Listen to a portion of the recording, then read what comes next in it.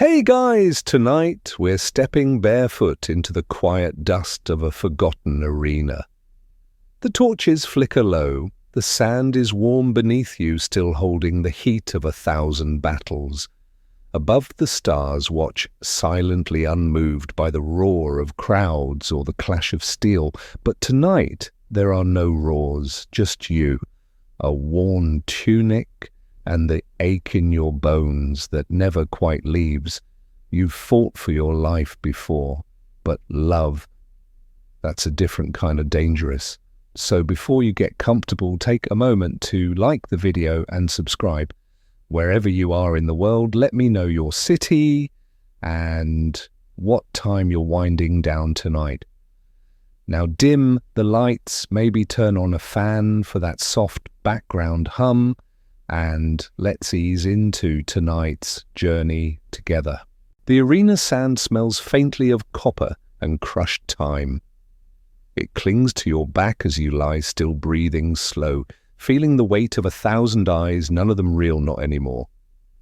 The crowd is gone. The shouting, the jeering, the thumbs angled toward fate, gone. But memory, that's its own kind of spectator. You remember the first time you stepped into this place, not as a gladiator, not yet, just as a boy dragged by a slaver's cart, wrists bound with frayed hemp. Capua, the southern sun had no mercy. You'd squinted up at the gates of the Ludus, the gladiator school, and thought it looked like the mouth of something that eats boys and spits out weapons. And now you're one of its sharpest blades. Not the best, maybe, but the crowd knows your name, or at least a version of it. You are Corvus the Raven. Someone in the crowd once shouted it after you dodged a trident with that fluid sidestep they liked so much. The name stuck. You never told them your real one. Too soft, too Greek, too dangerous to remember. The stars wheel overhead. It's late past the hour when the guards stop pretending to be alert. You're not supposed to be here lying alone in the sand, but you always come back after a match, to lie still, to let your blood cool, to count what's still attached and what's been lost. Your ribs ache. The last bout was rough a Mamilla with a grudge and a Gladius like a spiteful god. But he's not the one you remember, not tonight. You remember her. She had been in the stands, not with the shouting masses, but higher, in the shaded archway where the noble women sat, fanning themselves and pretending to be appalled. Veils, jewels, lips like marble statues, and eyes like oil lamps just before they sputter out. She hadn't clapped when you won. That's how you noticed her. Everyone claps. Even the ones who pretend they hate the games, but not her. She just watched you. Not like a noble, not like a Roman at all. Like someone remembering something she wasn't supposed to feel. And in that split-second, blood on your brow, sand in your mouth, you looked up and forgot everything else. A ridiculous thought skitters through your mind. What if you'd waved just then with half a tooth missing and a dagger dripping in your hand? What if you'd raised your arm not to salute the crowd, but just to her? You don't smile often, but the absurdity of it cracks your face open just a little. They never train you for that in the Ludus, love. Not the brawling, not the bruises, not the complicated art of pretending not to care when your best friend doesn't rise from the sand. But never love. They figure you won't live long enough, but you did. And now here you are, a gladiator in the quiet hours, lying in the sand like it's your mother's lap, listening for the echo of a heartbeat that isn't yours. The torches are nearly out. Just enough light to paint your body in long shadows like brushstrokes across a mural no one will finish. You run a finger across the small scar under your collarbone. Not from a fight, from her. Well, her ring. That first night when she brushed past you near the olive grove outside the walls. She hadn't meant to graze you, but the edge of her signet caught your skin. A thin cut barely bled, but you kept the bloody cloth anyway, tucked it in your boot. You still have it folded like a prayer. Funny, isn't it? You faced down tigers, swords, even a gladiatrix from Gaul who looked like she could bench press a chariot. But a woman with a veil and a half-second glance, that's what haunts your dreams. Historians still argue whether noble women truly visited the training arenas of Capua, or if that was just romantic fiction. You'd laugh if you cared. You saw her. That was real enough. Some say gladiators weren't allowed to fall in love, that they weren't even considered men, not truly, property, breathing weapons, but love doesn't care about paperwork or iron collars. It leaks in through the cracks like moonlight, through broken tiles. The night breeze picks up, dry whispering through the high arches. You know you should leave before the guards make their rounds, but it's hard. The sand is warm, the memory is warmer, and for a moment you pretend she's waiting just outside the gate. That when you stand she'll be there, that this isn't madness, this secret flicker of hope, that maybe silence can hold love better than words ever could. Morning always arrives in Capua like a slap, abrupt, bright, and deeply uninterested in whether you slept. You wake before the rooster does, because the rooster learned a long time ago not to mess with the doctor's schedule. The barracks creak around you as men stir from their straw mats, groaning like creaky furniture. The smell is undeniable. Sweat oil, a hint of mildew, and the faint hope that breakfast won't be boiled barley again. You sit up, slowly, spine complaining, and stretch until your shoulders pop like dry twigs. The sun slants through the narrow windows in blades of light, catching the dust mid-air, a fine powder of skin sand, and the dreams of men who'd rather be anywhere else. Welcome to your morning. You swing your legs over the side of your cot toes, landing on cool stone. Someone farts loudly to your left. A murmur of chuckles. Cassius, of course it's Cassius.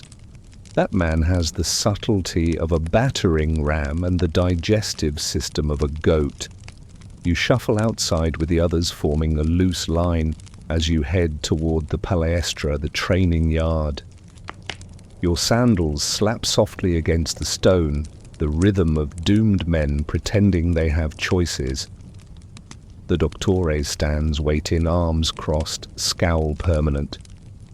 His name is Brachus, but no one says it. Not unless they want to taste gravel. He was once a champion himself, or so the story goes. One eye blind from a Thracian's hook sword, but the other still sharp enough to pin a man mid-lie. Form up, he growls. You do. And so the day begins. Swords are drawn, blunted for practice, but still heavy enough to knock the future out of your head. Shields clash, muscles burn, someone dislocates a thumb. There's no applause here, no fanfare, just repetition. 1,000 cuts that don't bleed until later. And she is not here. You don't expect her to be. The noble class doesn't wander the training yards at dawn. They sleep in marble villas with soft linen and wine left out like water. But still you find your gaze drifting to the arch above the gate where she once stood. Just for a moment, just long enough to ruin you. Historians often depict gladiator schools as brutal but efficient, like meat markets with a better sense of timing. But what they rarely mention is the camaraderie, the strange intimacy that comes from facing death with the same people every week. You know which fighters will flinch, who fights angry, who cries when they think no one's looking. Take Drusus, for example. He's across from you now, swinging a wooden sword like it insulted his sister. His mouth foams with curses, but you know he sneaks scraps of bread to the mice in the storeroom. Or little Andro, a Gaul with eyes too big for his helmet, who once stitched your arm when the medicus was drunk. He talks in his sleep. Always the same name, Helvia. You never ask who she is. The clang of metal pulls you back to the present. You fight like a senator, Brachus bellows, smacking a shield with his staff. More hips Corvus use that rage you hide behind your pretty silence. You exhale through your nose and lunge again. Your opponent, a lanky Thracian named Milo, grins as he parries, thinking about your fan club. He hisses, "The veiled one, maybe." Your grip tightens. He chuckles, just saying. She looked at you like she was planning your funeral or your wedding. You knock his feet out from under him. He lands hard. Air whooshes from his lungs like a punctured wineskin. The grin vanishes. Brachus nods just once. Break's called. You sit on the edge of the well, cupping water in your palms. It tastes like copper and chalk. The sun is climbing fast, its rays hot and unforgiving. A few slaves shuffle through the yard with baskets of boiled eggs and yesterday's bread. You take one of each. You'd kill for a fig, but hey, priorities. Cassius flops down beside you, sweaty and smug. You hear the rumor he says through a mouthful of egg. They say we might get picked for the Capuan Games. Real coin, real nobles watching. You raise an eyebrow. He leans in. And if the Empress herself attends, might be your chance to impress. You smirk. What with a headbutt? Please. With that jawline, just wink. You chuckle despite yourself. Cassius winks at you exaggerated. They'd throw roses and undergarments, I swear. You shake your head. But your mind drifts just for a second to what it might mean to fight in front of her again, to see her in the stands, to see whether she claps this time. Not that you should hope. Hope gets people killed around here, or worse, noticed. Historians still debate whether gladiators had any agency at all, whether they were just breathing props in a violent spectacle. But you know better. Every look, every step, every breath you choose not to take. It all matters. The Doctora calls for formations again. Practice isn't done until your arms feel like boiled rope. You rise, roll your shoulders, and fall back into the line. The sun climbs higher. The barracks await. Another meal, another night, another 1,000 heartbeats before you might see her again. But as you pass through the gates of the Palaestra, a flicker catches your eye. A figure. Just beyond the outer fence. Cloaked, veiled. Gone before your second blink. Was it her? You don't say a word, just keep walking. But your hand drifts to your side, to the scar beneath your collarbone. And somewhere deep inside, you begin to count the days. The chain is never as heavy as it looks. That's what you tell yourself each morning when Brachus calls your name and tosses you the weight, thick, bronze links looped like a sick joke around your wrist. It's not for punishment. Not today. Today, it's for training. Chain teaches humility. Brachus says pacing the circle like a wolf who never quite left the woods reminds you what you are, reminds the others what you can become. The younger recruits look at you with wide eyes. You, the raven, the silent one. To them, you're halfway to legend, already quiet fast, and somehow still alive after 13 matches. But the chain steals all that away. It humbles. It rattles like a ghost every time you move. You step into the center of the palestra, your right wrist weighted and locked. Across from you, Andro fidgets, chewing the inside of his cheek. His blade is dull, but he's fast. Younger, still believes in luck. You nod to him once, and he nods back. And the match begins. You adjust quickly. Let the chain guide your movement rather than fight it. The weight pulls at your center, yes, but it also lends momentum. A twist of the hips, a pivot, a swing, and your shield slams into Andro's ribs hard enough to rattle his dreams loose. He drops to one knee, panting.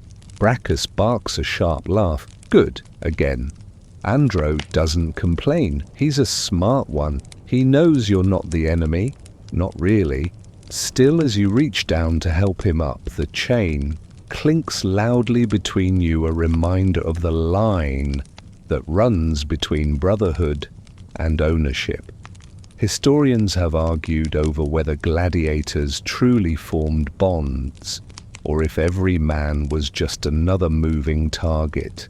But when you train this long beside someone you know the truth, it's possible to care and still hit someone hard enough to see their ancestors. The chain comes off at midday. Your wrist is red and sore, but you've had worse. You flex your fingers, watching the indent fade. The others break for water. You don't follow. You walk the perimeter instead, pretending to inspect the weapon racks. But what you're really doing is not looking at the far gate, the one near the olive grove, the one she passed through once weeks ago, now maybe longer. You can't help it. You're waiting, even if it's foolish. Cassius finds you later in the shade, gnawing on a plum pit like it's hiding treasure. You've got that look again, he says. The one that says you're thinking too much. You shrug. Look, he continues, flopping down beside you. You want to get out of here someday, yeah? Like really out. Not just from the ludus, but from this whole bloody life. You glance at him. He's not joking. He pulls a small beaten bronze coin from his belt and balances it on one finger. You know what this is? You shake your head. Freedom, he says. Sort of. A token. Given to a man who impressed a Lannister back in Alexandria. The guy took his winnings, bought a tavern, and married a fishmonger's daughter. You blink, romantic. Cassius grins. Smelled like oysters, but she made him smile. Point is, he was smart. Fought when he had to, stayed quiet the rest of the time. Kept his eyes off anything in a silk veil. Your lips twitch, almost a smile. Almost. He leans closer, lowering his voice. Just watch yourself. We all saw how she looked at you. Some chains you don't wear on your wrist, brother. You nod. Because what else can you do? The next few days pass in fragments. Sweat drills sand and aching knees. You patch a tear in your tunic. You sharpen a gladius until it gleams like sunlight. You dream of olives, of running, of her. And on the fourth morning you find something new, tucked inside your boot, slipped there while you slept. A strip of cloth white linen finely woven, not slave material, folded once. No message, no signature, but the smell faint. Jasmine. It could be nothing, it could be everything. You don't show it to anyone. You tuck it in the pocket sewn inside your bracer, just above your pulse. Later, during sparring, you move faster than you ever have. The others notice. Brachus narrows his eye, but says nothing. And that evening, when the sun melts low behind the walls and the air begins to soften, you find yourself walking toward the olive grove. You shouldn't, you know this, but still you go. And there's no one there. Just the trees, their branches creaking like tired joints. The ground is dry, scattered with pits and feathers. You lean against a stone wall, breathing deep. Then a whisper. Not from the wind, from behind the column. You turn, slowly, and for the first time in days, she is there, veiled, hooded, motionless, a statue carved from dusk. She says nothing, neither do you. You both just stand there, hearts speaking in languages no empire can outlaw. You don't touch, not yet. You just breathe together until footsteps echo far off real ones, guards changing shifts. She vanishes like mist, and you remain, your chest a furnace, your wrist bare of chains, your fingers still tingling from a touch that never happened. You shouldn't look up, you know this. The doctor is speaking, pacing the line of fighters as he outlines the next set of drills. Something about shield formations, something about pain. His words slide past you like smoke. You're not listening, because she's here, behind the veil, behind the lattice work of the shaded balcony above the practice yard. You'd almost believe she was a mirage, except mirages don't wear perfume that smells like jasmine and amber and library scrolls. And mirages don't leave white linen in your boot. You try not to stare. Try. Cassius elbows you. Subtle, he mutters. Real smooth. Why not just wave while you're at it? You keep your face stony, your gaze low. But your heart is doing laps like it's late for the chariot races. Historians still argue whether noble women truly had the freedom to move through gladiator schools unattended. Some say it's all fiction, romanticized nonsense. But those historians have clearly never met a woman with both wealth and boredom. That's a dangerous cocktail. The drills begin, shields raised, formations tight. The sun blazes down like a god with something to prove. Brackus circles, correcting stances with the grace of a man who's never known patience.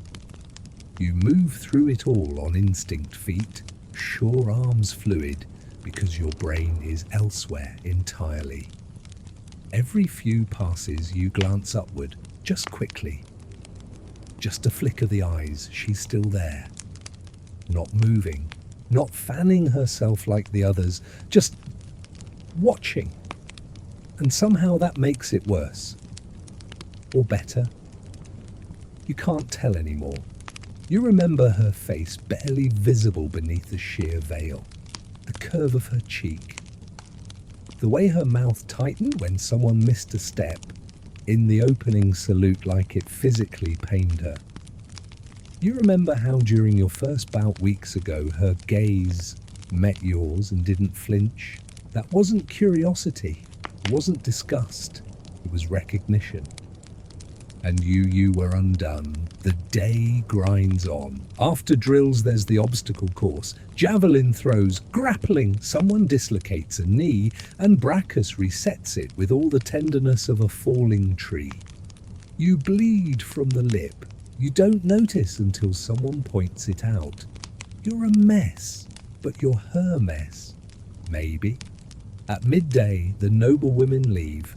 You catch the swish of a blue hem, the tilt of a pale wrist, a flash of something pressed between her fingers, something small and golden. Then she's gone. You don't realize you're still staring until Brackus cuffs you hard on the back of the head. Eyes forward, Corvus, he snaps. Or I'll find use for them elsewhere. You grunt, rub the spot, try to look appropriately chastened. Inside you're calculating, because whatever this is, it's growing. That night the barracks are unusually quiet. Even Cassius skips his usual bedtime farts and philosophy routine. Most of the others are too exhausted to speak, but you lie awake, listening, waiting. And when the guards doze off, two of them, one snoring loud enough to shake the roof, you slip out. Just a short walk, just a peek. You wind your way past the practice yard, past the olive trees, now rustling with night wind, to the low wall near the servants' quarters. You hide there in the shadows. And then footsteps. Soft ones. Careful. You don't move. Don't breathe. Until her voice low and dry like late summer. You should not be here. You smile in the dark. Neither should you. A pause. Then she steps closer, still veiled, but her presence unmistakable.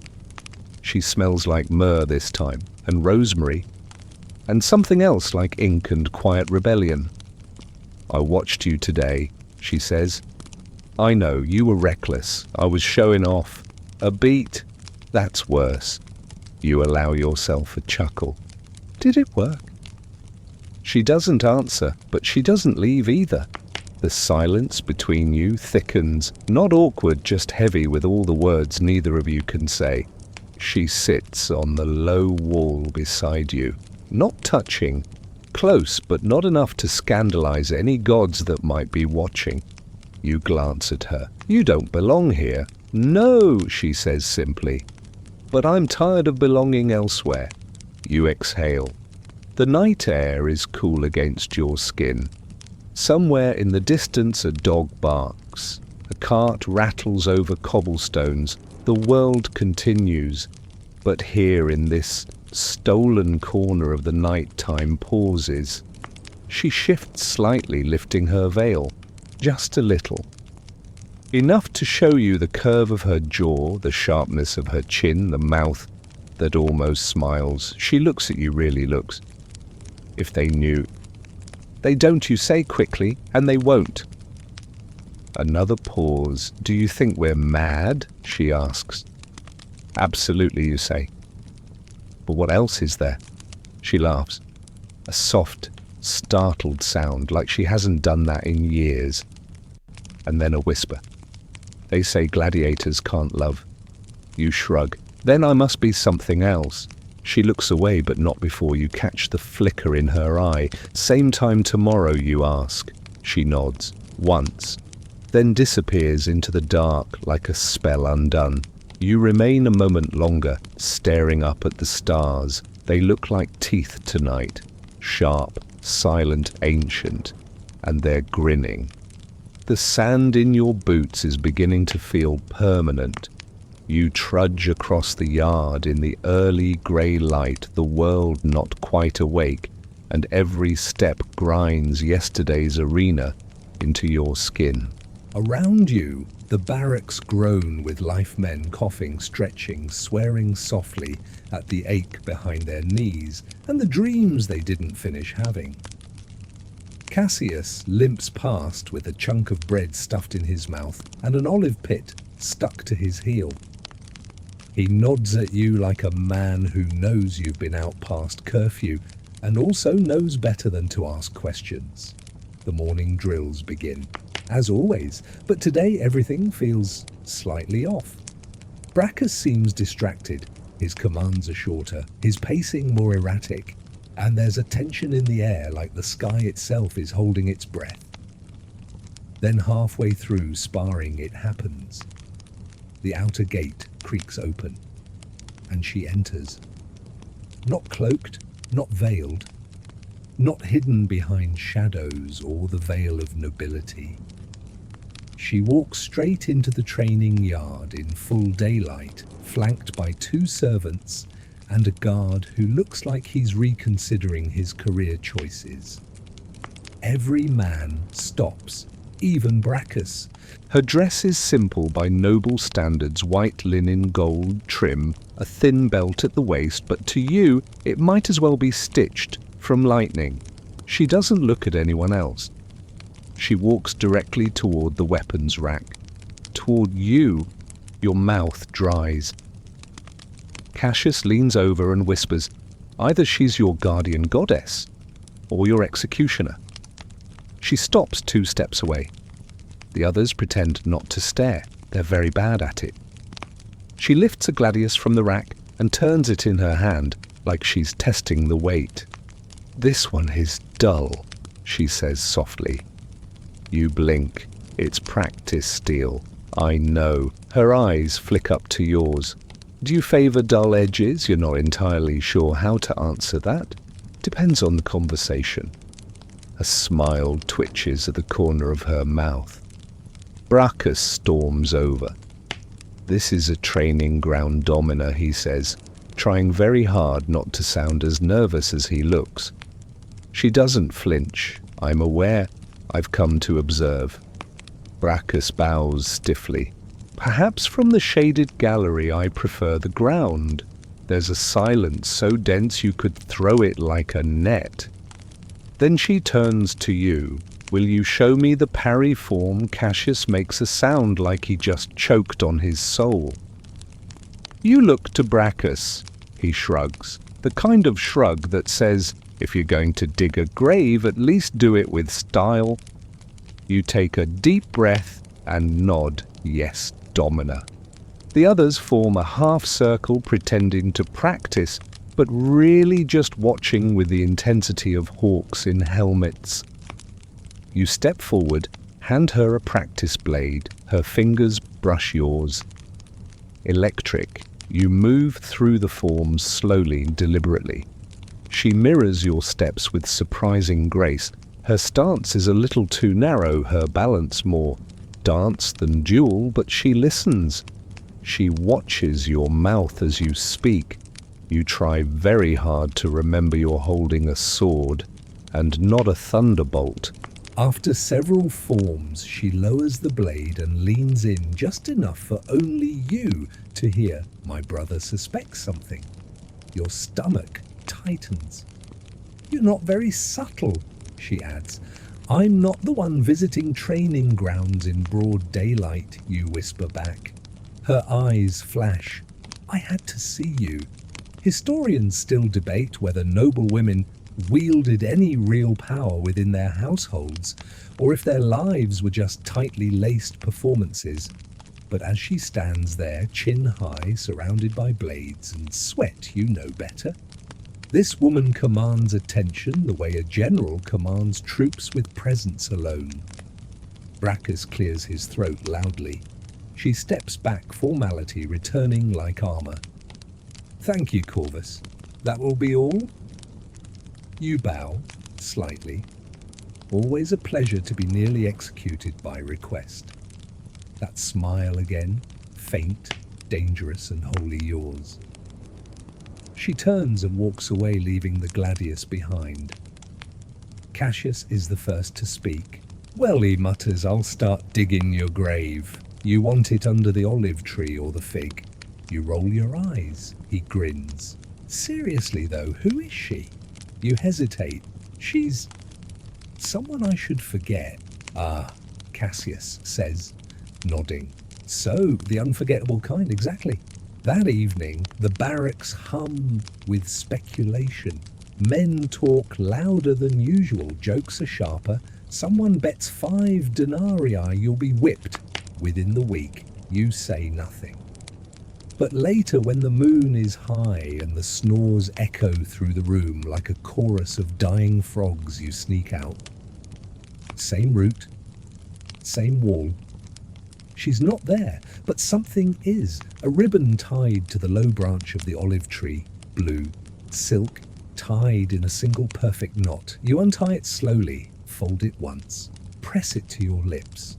Some chains you wear proudly. Others you don't even realize are tightening until it's too late. Section 6. Blood washes off easier than rumors. You learn this the hard way the next morning as the whispers slither through the barracks faster than fire on dry thatch. It begins with a few raised eyebrows, then half-laughed jests during breakfast. And by the time you're tightening your sandals for morning drills, the air crackles with something worse than curiosity, envy. You know the look. You've seen it in the arena right before someone aims lower than honor allows. Cassius tries to warn you. Careful, he mutters, spitting date pits into the corner. You're shining too bright. They'll start sharpening blades just to dim you down. You nod. You already feel it. Brachus eyes you longer than usual during warm-ups. Not suspicion exactly, more calculation, like he's trying to decide whether to beat the noblewoman out of you with a staff or simply wait for politics to do it for him. The day's training is brutal.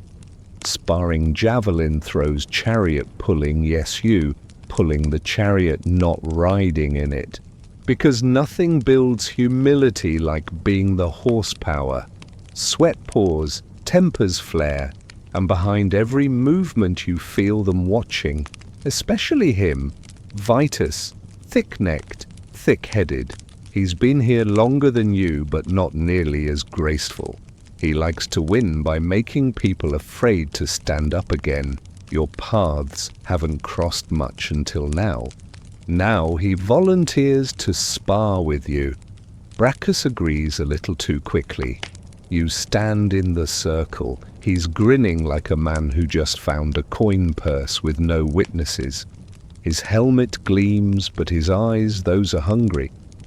I hear she favors poetry, he sneers, twirling the wooden sword.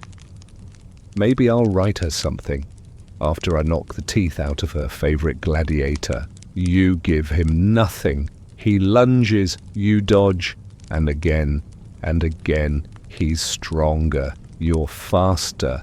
The match becomes a dance, ugly, aggressive, one-sided. He swings like he's felling trees. You move like wind through reeds.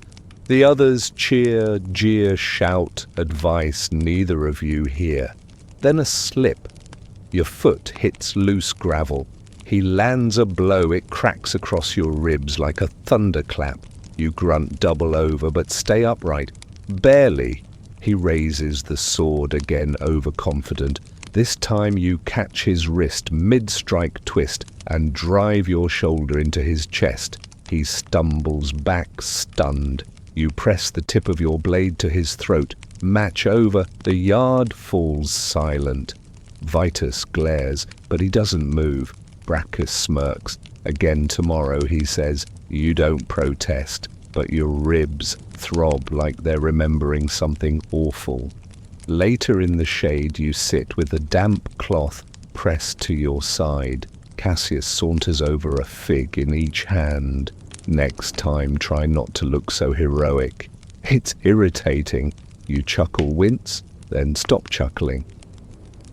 Cassius glances around. You've got to be careful, Corvus. She's not just some merchant's daughter. Her name is Livia. You look up sharply. He nods. Livia Domitia Celsa, sister to Senator Celsus, betrothed probably to someone with a palace in the Palatine, and more enemies than friends. Your stomach tightens. She's a statue in a temple, Cassius continues, beautiful, untouchable, worshipped, and liable to get you sacrificed if you breathe wrong. Historians often gloss over the private lives of Rome's elite women, choosing to focus on their fathers and husbands instead. But what they forget is how dangerous silence can be. The quiet ones. They're the ones pulling strings beneath the marble floors. You don't reply, because what would you say? That when she looks at you, the world stops being cruel for a moment, that her presence makes your blood sing louder than the crowd ever could. No, you say nothing. That night you limp back to your cot, every muscle protesting. You sleep in patches, fitfully, until you're woken just before dawn. A hand on your shoulder. You reach for your blade, but stop. It's not a guard. It's a slave girl, eyes wide with fear. From the lady she whispers, pressing something into your hand. A letter, folded into quarters, sealed with wax, bearing a laurel crest. You sit up slowly as she slips away. The parchment is soft, the kind used only by the rich. The writing delicate practiced. A single sentence. Tomorrow by the goddess statue at dusk come alone. Your heart thumps so loud it drowns out reason, but somewhere behind it In the quieter chambers of your mind, another voice whispers you're not in love. You're in danger. You don't sleep the rest of the night. When morning comes, the sun feels colder than usual. The arena looms, the sand sticks, and love, if that's even the word for it, becomes the sharpest blade in your arsenal. The goddess statue doesn't blink. She stands there at dusk, cloaked in carved folds of marble, holding her chipped torch like a weary sentinel over the cracked courtyard behind the shrine. Minerva, probably protector of wisdom and war, or maybe Fortuna, depending on which priest you ask. She's been weathered by time, chipped by vandals, and kissed by more desperate hands than the Senate's ledgers can count. You lean against the base of her pedestal heart, doing laps, pretending you're not early. The courtyard is quiet, tucked away behind the bathhouse and half forgotten by most of the city. Only the scent of sage and hot stone lingers. You scan the edges. Shadows coil like cats in the corners. No footsteps. Yet. And then there she is, Livia, veiled, hooded, wrapped in a travel cloak that would look plain on anyone else. But even in disguise, she moves like command, drips off her shoulders. You straighten without meaning to. "Were you seen?" she asks, barely above a whisper. "I always pretend I'm a shadow," you reply. She lowers the hood, and there she is unveiled for the second time. Eyes sharp, lips tense, a beauty carved from something old, but not soft. She looks like a woman who writes her own history, even if no one dares record it. You glance around. This place isn't exactly discreet. She steps closer. That's why it's perfect. Everyone assumes no one does anything important behind a goddess. Smart. Terrifying, she says, voice like brittle glass. You laugh softly. "That's why I like you." She raises an eyebrow. "You like me?" Well, you shrug. You keep showing up. That's either affection or a death wish. She doesn't laugh, but her eyes crinkle. A small victory. And then she pulls something from her sleeve. A letter, folded, sealed, your name written in an unfamiliar hand. She presses it into your palm. "It's from my brother." Your spine stiffens. She adds, "He doesn't know. Not yet. But he suspects." You look down at the parchment as if it might bite. "And this is a warning," she says, wrapped in a formality. "You don't open it. Not here, not now. How dangerous is he?" She pauses. "He once had a slave crucified for interrupting a poetry recital." "Ah," you say. "So deeply sensitive," she chuckles just once. "He's very fond of control. He doesn't like when I disappear. You disappear often, not until you." You lean against the statue again, folding the letter quietly. Somewhere in the city a bell rings, marking the hour. The light is turning blue. The kind of dusk that slips between words, between promises. "Why me?" you ask suddenly. Of all the gladiators, of all the men. She doesn't answer right away. Then softly, "Because you don't speak unless you mean it. And when you fight, it's not for show. You carry silence like armor. Like you've lost something sacred, and you're not ready to let anyone else touch it." You stare at her. That might be the truest thing anyone said to you since the slaver asked your name and didn't wait for the answer. Besides, she adds, eyes flicking to the statue, "Minerva told me to." You smile. Good to know the goddess of wisdom has a matchmaking hobby. She steps forward, closer. The air tightens. You could count her breaths if you dared. And then her hand brushes yours, just a touch, but you feel it everywhere. "Right to me," she whispers. "How there's a stone urn near the bathhouse garden," she says.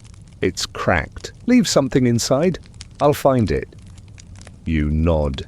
She turns, but halfway across the courtyard she stops.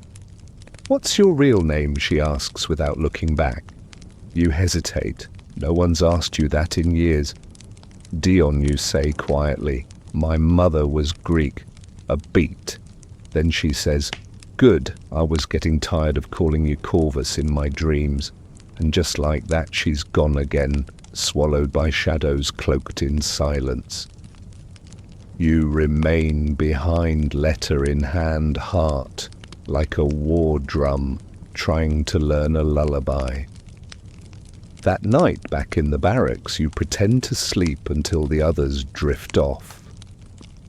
Then you slide open the parchment, your name at the top. The message beneath, written in the clean, practiced Latin of a senator to the gladiator known as Corvus, my sister seems to think the world owes her privacy. I disagree. You're not special, you're temporary.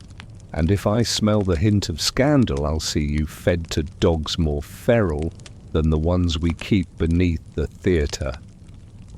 A word of advice, stay silent, stay low, and stay beneath her notice.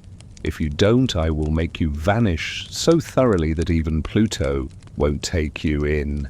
Celsus, charming man, you fold the letter, burn it in the lantern flame, watch the ashes curl like dry leaves. So, now you know where you stand, right on the edge of a knife.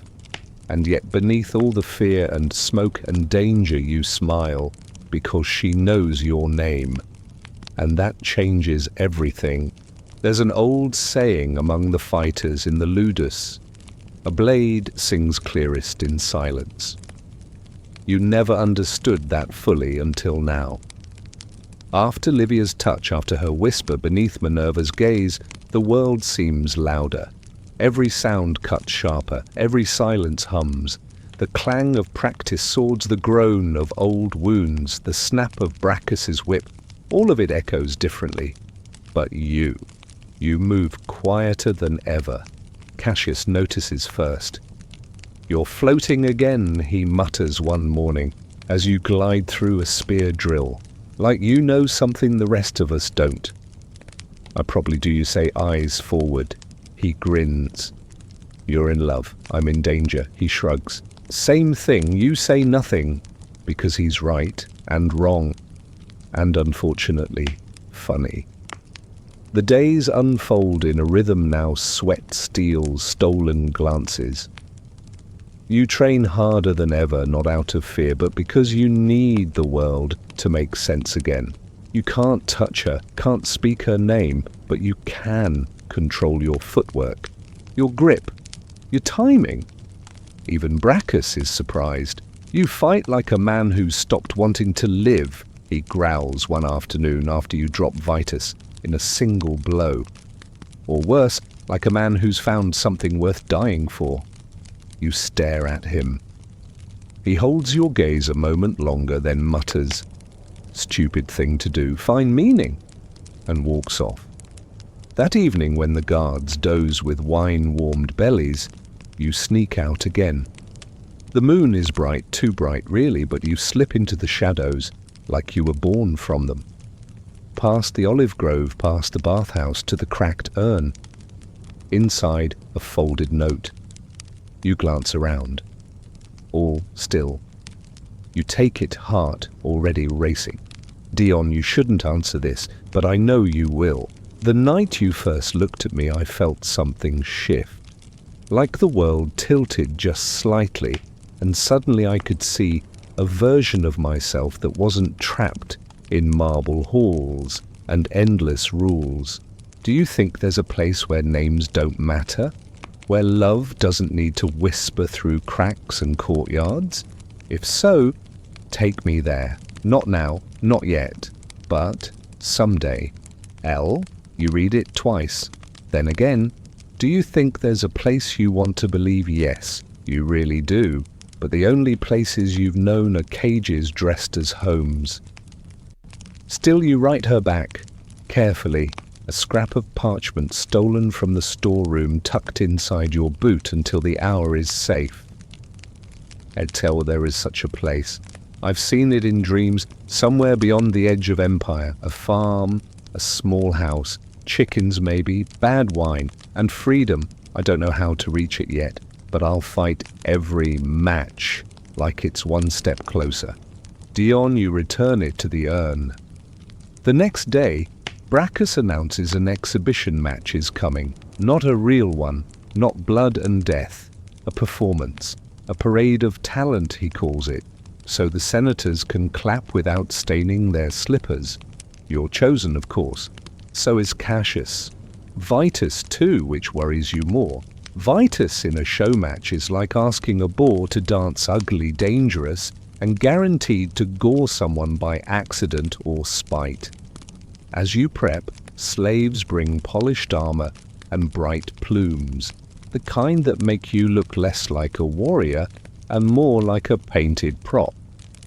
Cassius examines his crested helmet. What do you think, flattering or humiliating? Both, you say, adjusting the strap on your breastplate. That's how Rome works.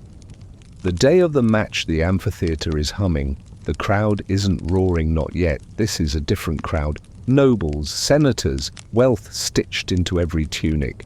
You smell perfume, not blood. Hear laughter, not chants. And there, high in the shaded seats, is her.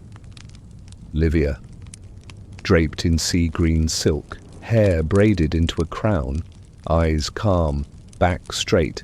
She looks like every statue you've ever passed on temple steps, and yet more alive than any of them. You try not to look. Too much, but your pulse gives you away. The match begins. Routines, formations, mock fights. No blood, just drama.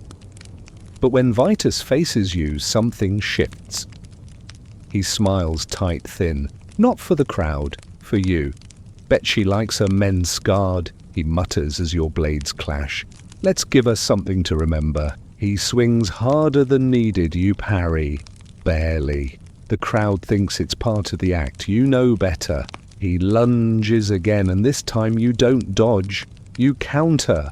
A fast, brutal flick of your wrist sends his blade spinning. The crowd gasps. Vitus drops to a knee. Brachus shouts from the sidelines, but it's lost in the noise. You stand above Vitus' sword at his throat, not breathing. He stares up, glaring, bruised ego flaming behind his eyes. You lower the blade, help him up. The crowd roars. Livia.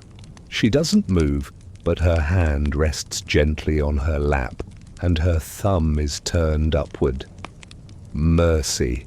Later in the barracks, Brachus catches your arm.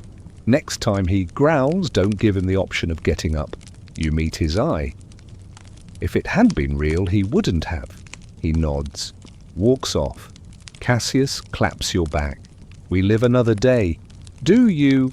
You're not so sure.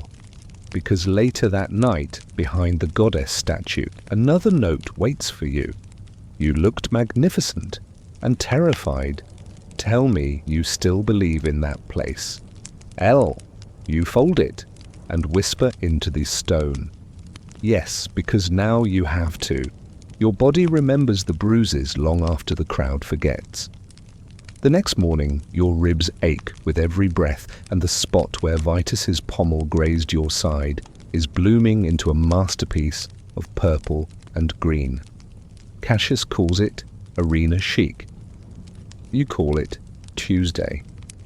But it's the silence that hurts more.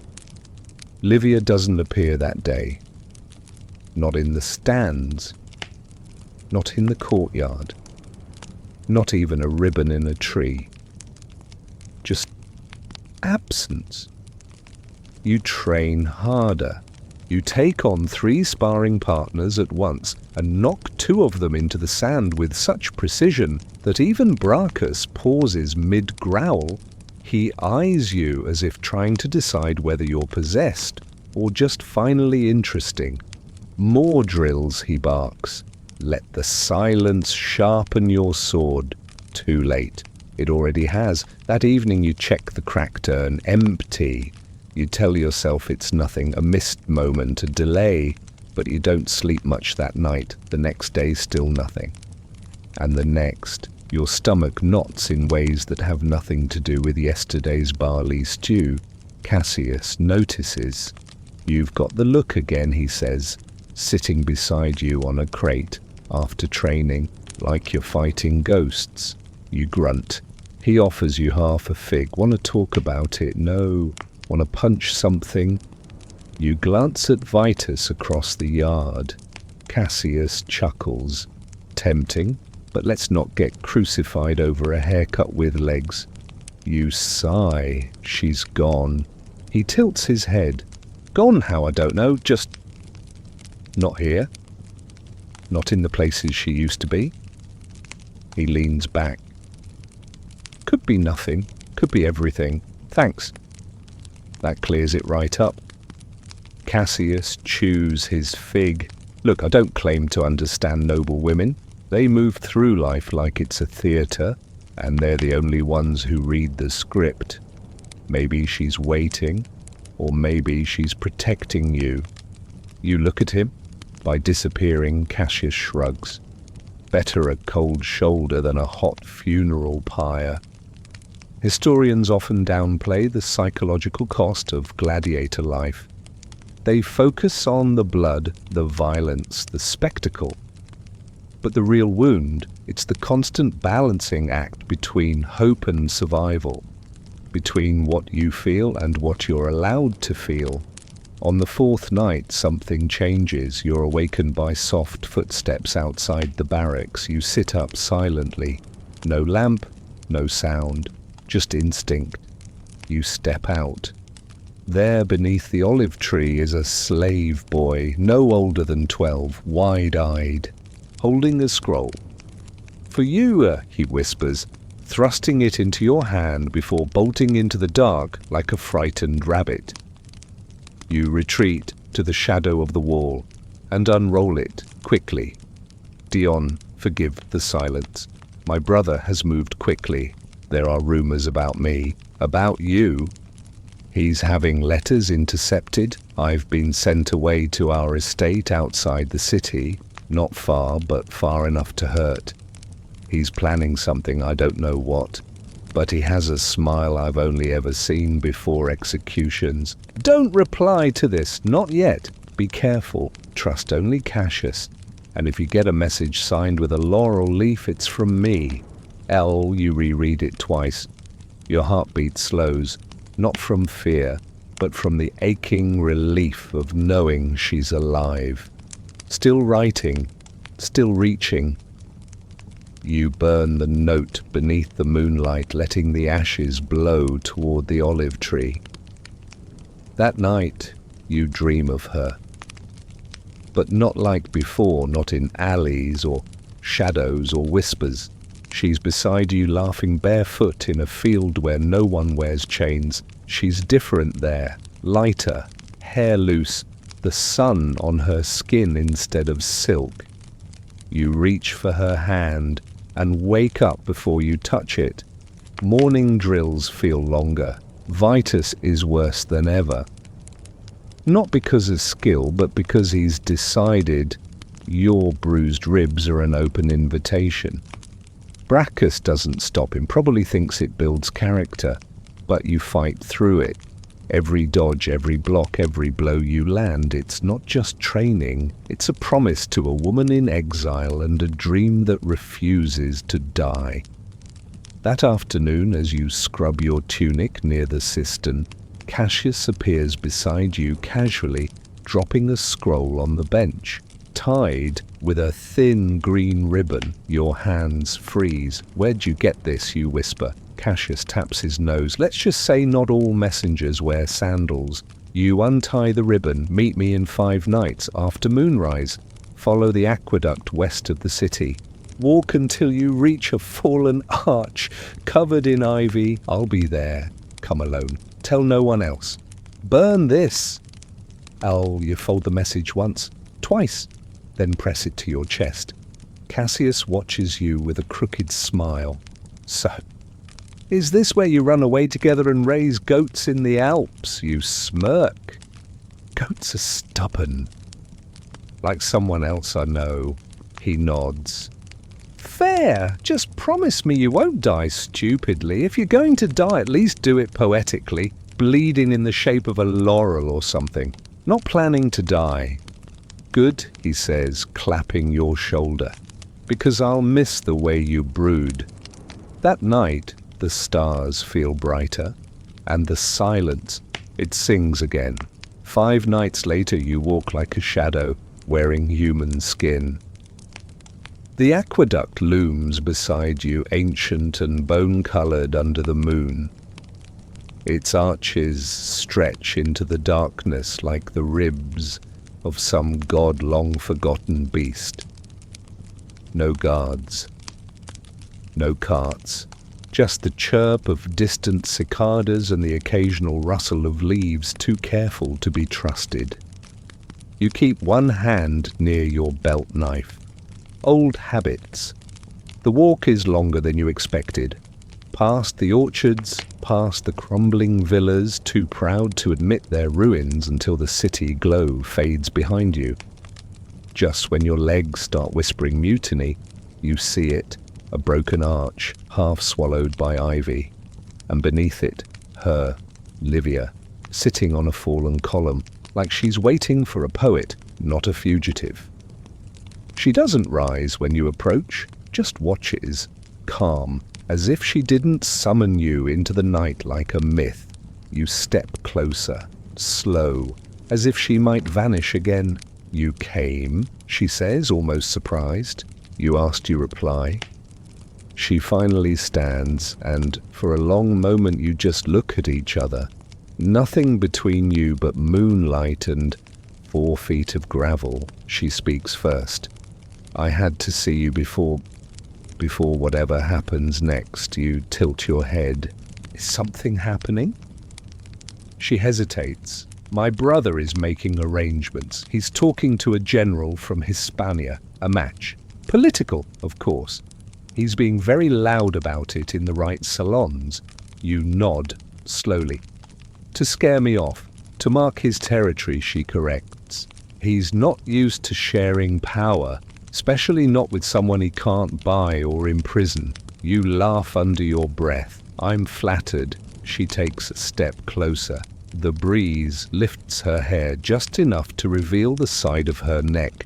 Soft, vulnerable, very mortal.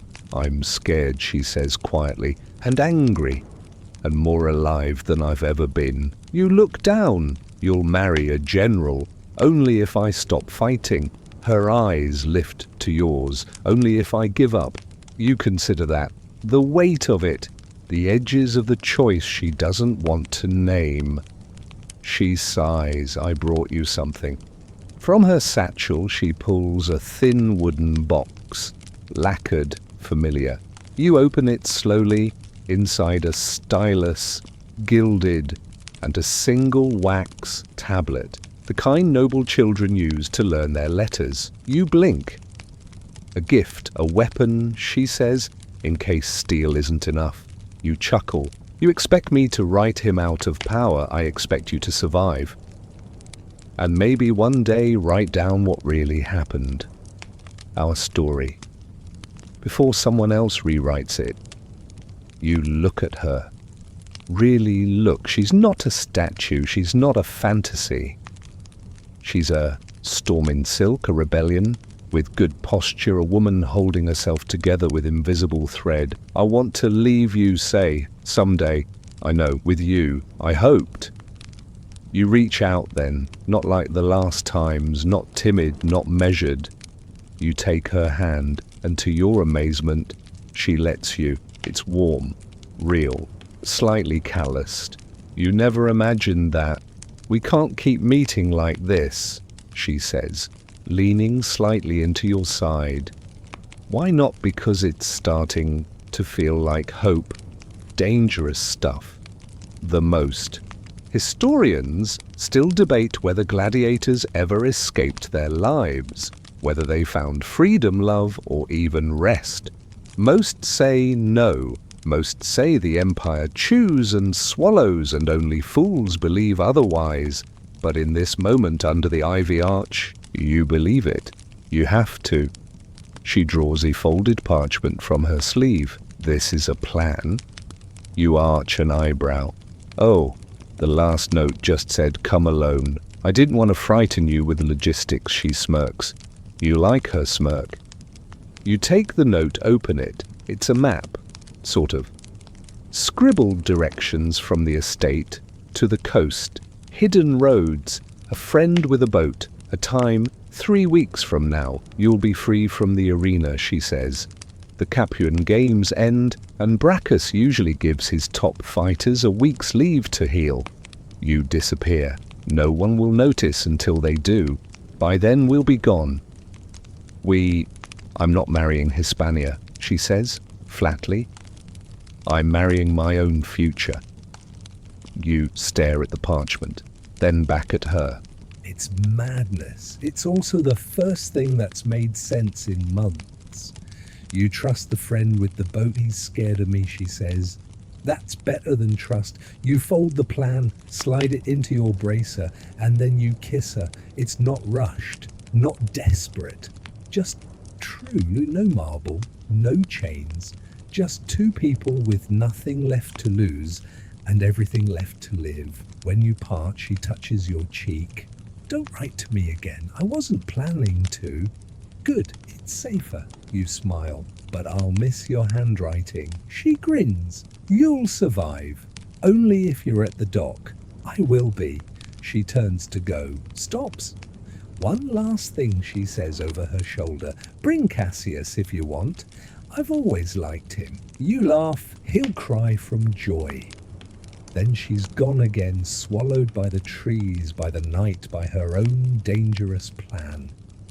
You walk back to the Ludus, heart full and spine straight like you've already left. And for once you don't feel the sand in your boots, you feel the salt breeze waiting. The arena has its own kind of heartbeat. It pulses louder the closer you get to it. Stone, sand and sweat, all thrumming in time with the footsteps of thousands. By the end of the month, the Capuan Games will be in full swing, and the beat will rise to a fever pitch. For now, it's just starting to stir like a lion blinking into wakefulness.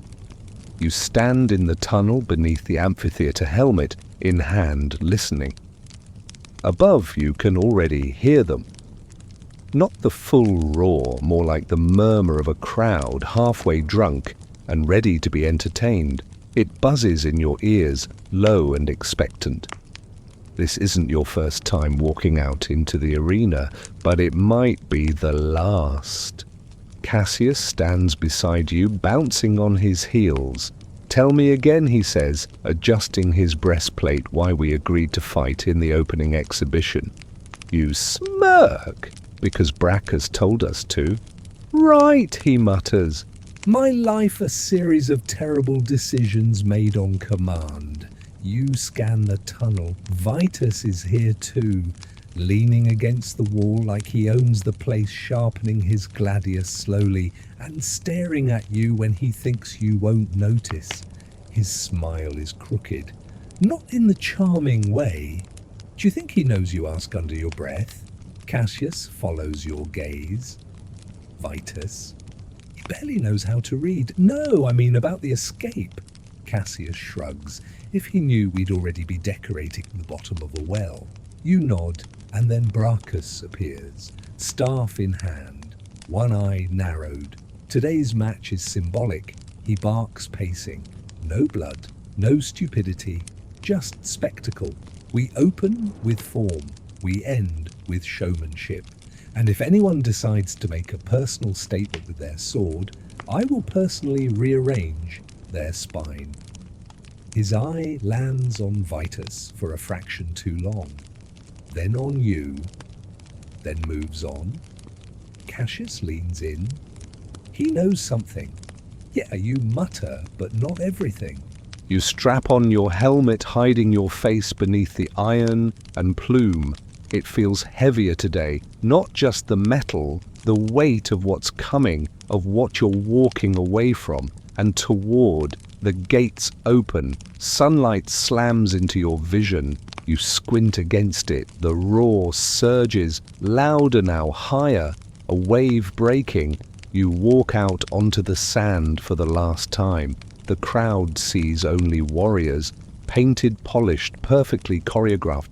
They don't see the tension in your shoulders, the map hidden in your bracer, the quiet revolution under your ribs.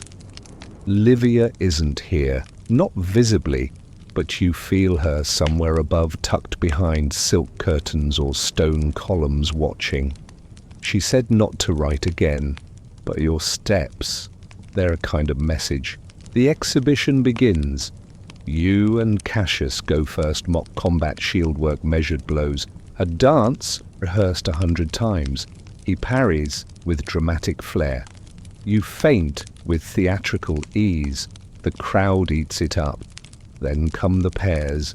Then the flourishes. Then the finale, a three-man brawl. You, Cassius, and Vitus.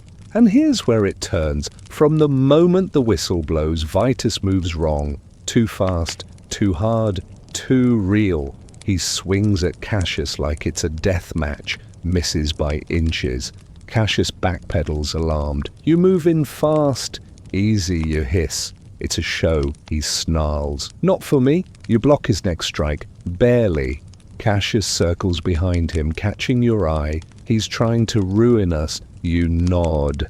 And for a few dizzying seconds it becomes a real fight in the middle of a fake one. You're dodging, ducking, countering, sweat running cold down your spine. The crowd can't tell, not yet, but Brachus can. He's pacing along the edge of the ring like a man who's about to throw someone into the sun. You don't want to kill Vitus, not here, not now. But Vitus, he's trying to spill truth into the sand. So you do what you must. You go down. Not all the way, just a stumble, a dramatic roll, a showy drop to one knee. Cassius sees it and follows suit, letting Vitus win with an over-the-top disarm that ends with your blade flying from your hand. The crowd cheers. Brachus does not. But the match ends, and the gates open. Vitus doesn't look smug, he looks satisfied. That's worse. Back in the tunnel you strip off your armor slowly. Your ribs ache, your knee throbs, your heart drums. Cassius sits beside you. He's not done. You nod. No! Brachus approaches. What the hell was that? He growls. You shrug. We gave them a show. He narrows his eye. Vitus plays too hard. You play too smart. One of you's gonna get the other killed. You say nothing. He points a finger at you. You've got one match left. One. Make it clean, then disappear. You blink. He cuts you off. I've been running this ludus for 20 years. You think I can't smell escape on a man? Cassius looks horrified. You look stunned. Brachus sighs. I'm not your enemy, Corvus, or Dion, or whatever name you're keeping in your teeth. I've seen too many die, with a plan half made. If you're going to run smart, don't come back. You stare, he adds, and tell that silk-wrapped storm of yours to pick better aliases. Then he walks away muttering something about idiots and star-crossed disasters. Cassius turns to you. Did we just get permission to flee the Empire? You nod, slowly. Brachus, you say, might actually have a soul. Cassius snorts. Tragic. I was hoping he was just a mean turtle in a helmet. You both laugh, but only briefly, because Vitus is still out there. And the next match isn't for show. It's the last real one. The one that determines whether you leave this place as a ghost or as a legend. The Empress arrives wearing the sky. Her litter glides into Capua like a floating temple, draped in sapphire silks that shimmer in the sunlight and cast shadows shaped like clouds. Trumpets announce her presence far earlier than necessary. Pigeons flee. Senators scramble. Gladiators hold their breath. Even Brachus looks like he's swallowed something sharp. You stand in the training yard, sweat drying on your arms as slaves rush to polish brass and sweep stones that have never known luxury. Everything smells like panic and perfume. Cassius sidles up beside you, rubbing his temples. "We are but humble murderers," he mutters. "Why are we expected to sparkle because she might blink in our direction?" You reply, "And we would all combust on the spot." You both nod solemnly. It's said the Empress doesn't look directly at gladiators.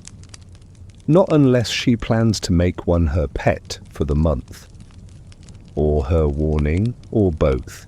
Depends on her mood. She watches the matches from a shaded dais near the upper ring, surrounded by silk screens and sour-faced eunuchs. Her chair has legs shaped like lion paws. Her jewelry could feed a village for a year. And today she watches you, not with hunger, not with cruelty, worse, with interest. Historians still debate whether any empress ever personally selected gladiators for private service. The records are vague, the euphemisms thick, but stories persist of men who disappeared after a single match never seen again, but whose names became whispered like magic in the night markets. You're trying very hard not to become one of those stories. The match today is real, not an exhibition, not for show, a duel, you versus Vitus. Winner earns prestige, loser earns whatever's left. Brachus calls you over before it begins. His eye is calm, but his jaw is set like stone. "He's going to try to kill you," he says flatly. "Don't be noble." You nod. No mercy, no flourishes. Fight like you've already left. You strap on your gear. Cassius clasps your shoulder. "Don't die. It'll ruin the plan. I'll try to schedule it for after the escape." He grins. That's the spirit. You walk into the arena. It feels different today. Heavier. The sky is too blue, the sand too white. The Empress's silk canopy too loud. Vitus is already waiting, bare-chested, scarred and grinning like a man who plans to carve his name into your ribcage. The crowd cheers. The signal is given. And everything else disappears. You circle, he circles. The sand kicks up around your ankles like warning smoke. He lunges first, predictable. You dodge, parry, test his weight. He's strong, still fast, but he's angry. That makes him slow in all the ways that matter. "You should have stayed her lapdog," he spits. "Sorry," you mutter. "I don't take orders from dogs," he roars, charging again. The blades clash, clang, ring through the amphitheatre like bells announcing your doom. The crowd roars. Somewhere a noble woman gasps. You don't know if it's Livia. You don't look. Focus. He slices for your side. You pivot, twisting inside his reach. Your elbow hits his jaw. He staggers. You press. Jab. Hook. He recovers barely. "Bet she won't love you when you're a corpse," he growls. You answer by slamming your shield into his stomach. He doubles over. You sweep his leg. He falls. Hard. The blade flies from his hand. You stand over him, gladius in hand, breath-heaving, vision pulsing. He looks up, dazed, and the crowd holds its breath. This is the moment, the spectacle they came for. The Empress rises slowly from her seat, thumb poised, waiting. You don't look at her. You look at Brachus, who gives you nothing. You look at Cassius, who mouths "do it." You look at Vitus, who smiles bloody and small, like he knows something you don't. And then the Empress lowers her thumb. Mercy. The crowd erupts in confused applause.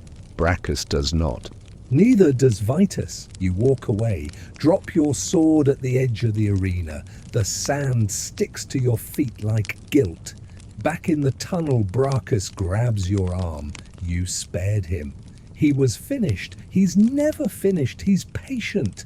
You say nothing. He glares. I gave you an out. You shake your head. I took it. He stares. Then, reluctantly, nods. Cassius joins you wide-eyed. Did that really happen? Did she pardon him? You nod. He exhales. I hate drama. That night you're summoned, not by Brachus, by the Empress. A slave delivers the message you're to present yourself at the villa annex at moonrise. No weapons. Bathed, polished. Cassius reads the message over your shoulder and makes a face. Please don't get seduced into politics. I'll never get the blood out of your sandals. You laugh. I think I'm already seduced. Not by her, he says. That's the problem. You bathe, you dress, and you go. The villa annex is quiet, guarded. The kind of place where whispered decisions become law. Inside, marble floors, oil lamps, too much scent. You're led through 3 rooms, 4 curtains, and then you enter a chamber where she sits backlit by golden lamplight, sipping wine from a bowl made of crystal. The Empress. Older than you imagined. Eyes like frost, jewelry like a threat. She gestures for you to kneel. You do. She says nothing for a long time. Then you didn't kill him. No, you could have. Yeah. She sips her wine. I like restraint, she says. I dislike disobedience. You remain still. Livia speaks of you. Your heart thunders. I know everything, she adds. You look up slowly. She sets the wine down. You will leave when the games end. You will not return. And you will never speak of what you've seen here. You nod. She rises. Her robes whisper like secrets. Some stories, she says, are too dangerous for Rome. Then she turns away. You're escorted out, and for the first time in your life, you're allowed to go. You don't sleep the night after the Empress let you go. Who could you lie on your cot in the barracks, staring at the wooden beams above like they might rearrange themselves into some kind of answer? They don't. They never do. Around you, the other gladiators snore, grumble, twitch. Someone cries out in a dream, probably Andro. He always dreams of wolves, or war, or both. Cassius, just a few feet away, is unusually quiet. He knows something changed. He hasn't asked yet. That's why he's still your friend.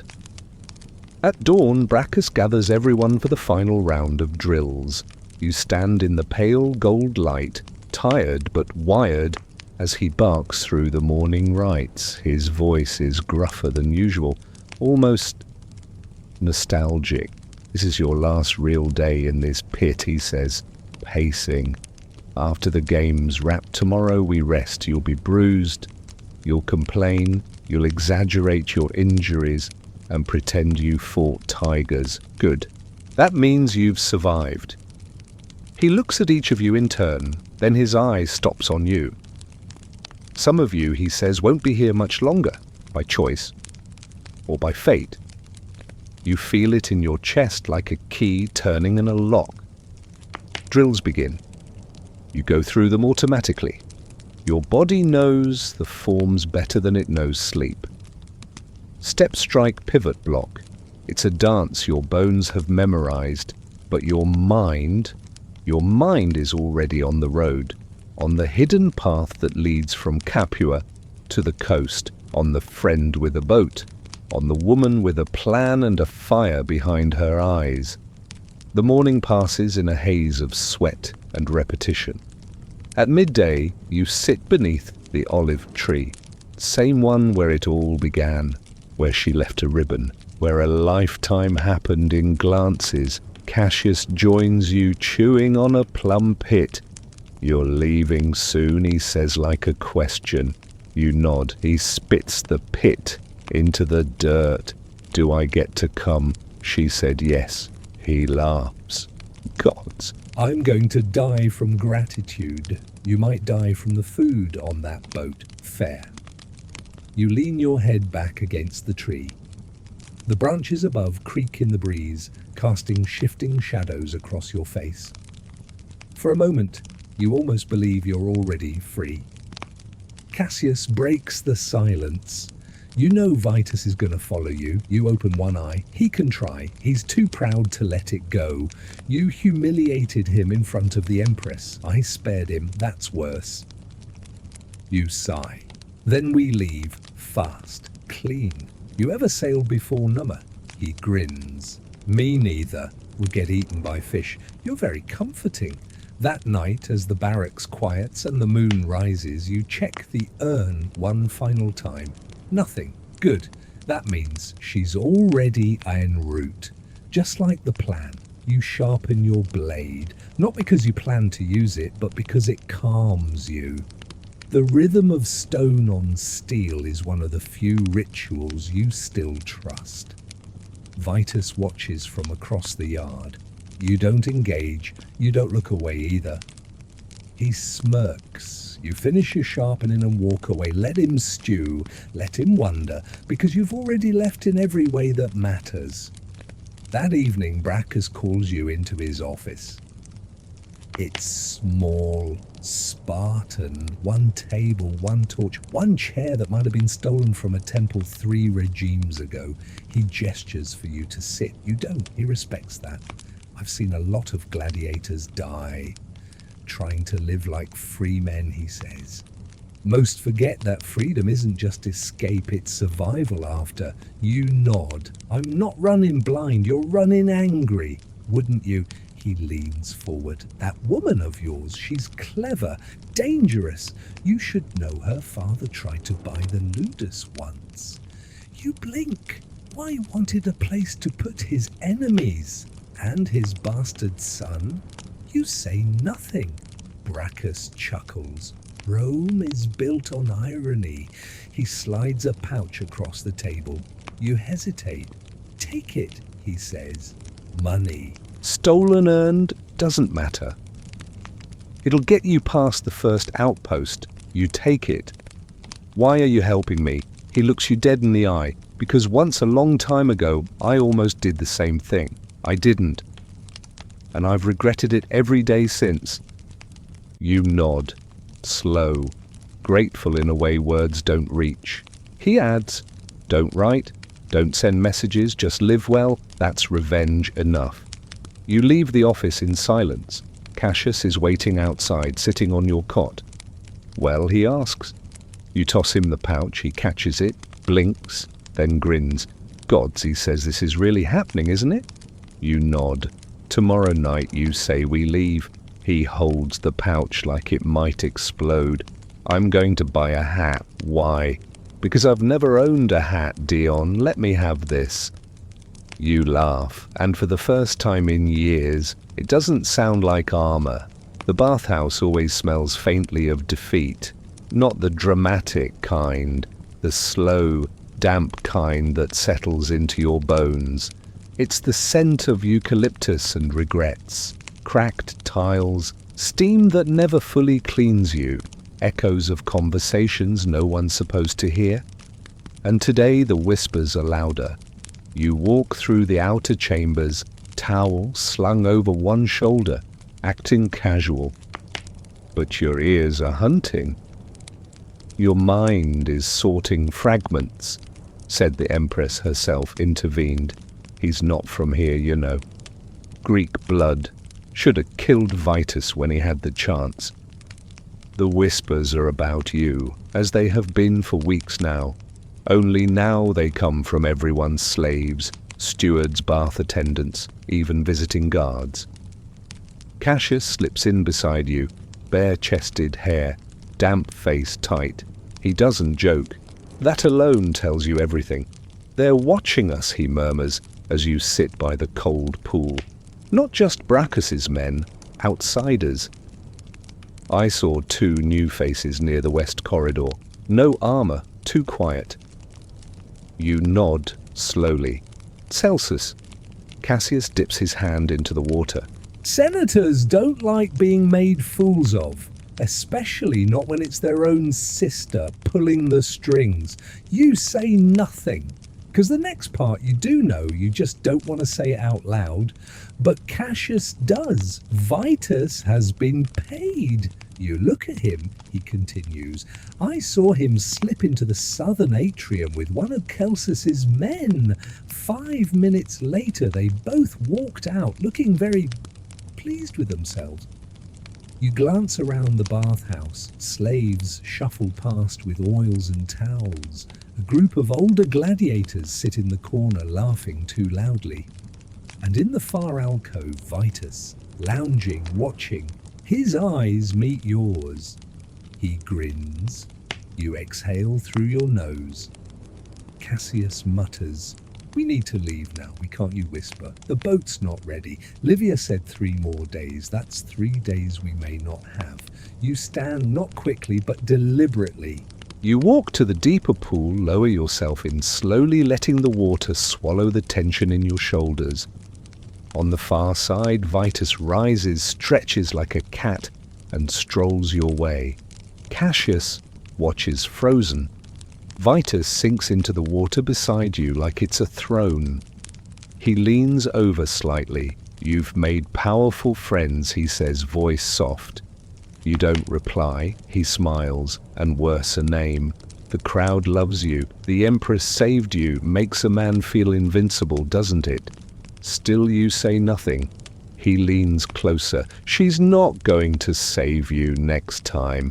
And your little silk-veiled fantasy, she'll marry Hispania the moment you choke on your own ambition." You meet his eyes. "Finally, I spared you once," you say quietly. "I won't again." He chuckles. "That's the plan?" Then he stands and walks away. Cassius comes over quickly. "What did he say? He's baiting us," trying to provoke something. Cassius exhales. "Well, it's working." You dry off in silence. That night, you check the urn again. This time there is something. Not a letter. A key, small, iron, old, tied to a note with one word, "Soon." Cassius holds it in his hand like it's sacred. "What's it open?" he asks. "I don't know." "Yet." He rubs the back of his neck. "I don't like this. It's all moving too fast. That's the point." The next morning, Brachus pulls you aside, not in his office, out in the yard near the dummy targets. He doesn't yell, just says, "I can't protect you if this turns bloody. I know, there's word from Rome. Celsus is coming here. Personally." You blink. Why does any Roman noble do anything pride?" You frown. "When 3 days, the same day as the escape." Brachus nods slowly. "If you're going to vanish, make sure you do it without witnesses." Cassius joins you later at the mess hall, balancing a bowl of barley gruel and half a stolen pomegranate. "We need a backup plan," he says through a mouthful. "If the key doesn't fit a door to freedom, maybe it fits a horse stall." You chuckle despite everything. You really want to ride through the countryside on a stolen donkey. He nods solemnly. "That donkey and I will be legends." That night you don't sleep. You sit by the olive tree again, the same wind, the same branches, but something's shifted, not in the earth, in you. You're no longer just a gladiator planning to flee. You're a man who's been noticed, which in Rome is far more dangerous. You find the door by accident, or maybe not. Maybe Livia counted on your restlessness, on the fact that sooner or later you'd start testing every locked gate and half-forgotten stairwell inside the ludus, searching for what the key in your pocket might fit. It's near the animal pens, an old wooden hatch, half covered in straw, and disuse wedged behind a crumbling column. Most gladiators don't go near that part of the compound unless they want to smell like lion drool for a week, which makes it perfect. The key fits with a soft click. Cassius whistles low behind you, subtle. You glance around, no guards, no witnesses, just the stink of hay and the distant sound of caged beasts pacing behind iron bars. The hatch opens with a groan. Stone stairs spiral downward into shadow. You exchange a look with Cassius. After you, he says cheerfully, in case it's a pit full of snakes. Comforting. You descend one careful step at a time. It's damp, cold, smells like mold and old secrets. You run your hand along the wall, rough stone damp in places. The passage is narrow, built for function, not flair. You reach the bottom after 27 steps. You count them automatically. A corridor stretches ahead. Faint torchlight flickers from sconces recently lit. You follow it until it ends at another door. Iron, thick. The kind of door that isn't meant to be opened often. Another keyhole, but this time the door isn't locked. You push it open and step into a small chamber bare save for a table, a set of cloaks, a basket of dry rations, and a rolled parchment map. Cassius picks it up, unrolls it. Is this the escape route, you murmur. He whistles. She's very organized. Remind me to be slightly afraid of her. Oh, I already am. You study the map. It starts beneath the ludus threads, through a service tunnel under Capua's old aqueduct, then up into the hills outside the city. From there, a 2-day hike to a coastal villa and a dock. The dock. You stare at the line drawn in dark ink, your path to Livia, to the boat, to whatever life waits beyond the edges of Rome's maps. Cassius is grinning. You know this might actually work. You nod, slowly. It might. He claps your shoulder. Then we need to move fast before someone changes the script. But someone already has. That afternoon, Brachus summons you again. This time he doesn't speak, just hands you a sealed scroll, wax stamped with a wolf's head. Celsus. You unseal it, read it once, then again. To the gladiator known as Corvus, or whatever name you think gives you dignity, I am arriving in Capua within 2 days' time. Upon my arrival, I will require a private match. You, Vitus, no theatrics, no mercy. The victor will receive an offer. The loser will receive nothing at all. If you decline, I will assume you're already dead, and so will she. See, you lower the scroll. Cassius looks pale. That's not a challenge, that's a trap. You nod. It's also bait. He knows we're planning something. Then we don't go through with the match. You shake your head. If I refuse, he targets her. Her estate, her servants, anyone he can reach. Cassius runs a hand through his hair. So we let him parade you around like a trained animal again? No. You glance toward the corridor. We let him think he's already won. Until we're gone. You tell Brachus the plan that night. All of it. He listens without blinking. When you finish, he leans back in his chair. You're both idiots, he says. Beautiful, ridiculous, doomed idiots, but will it work? He sighs. Depends. Can you keep Vitus alive long enough not to ruin it? You smirk. That depends on how hard he tries to die. Brachus tosses a pouch of coins your way. Take this, for bribes, food, or a horse, or bury it in the hills and forget all our faces. You catch the pouch. It's heavier than the one before. Maybe he's starting to believe. Or maybe he just knows it's time. The night before the escape, the ludus throws a feast. Victory for the house, they say. The crowd cheered loudest for you, they say.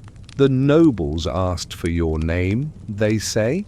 It all feels like a funeral wearing a party's clothes. Cassius eats like a condemned man. You barely touch your food.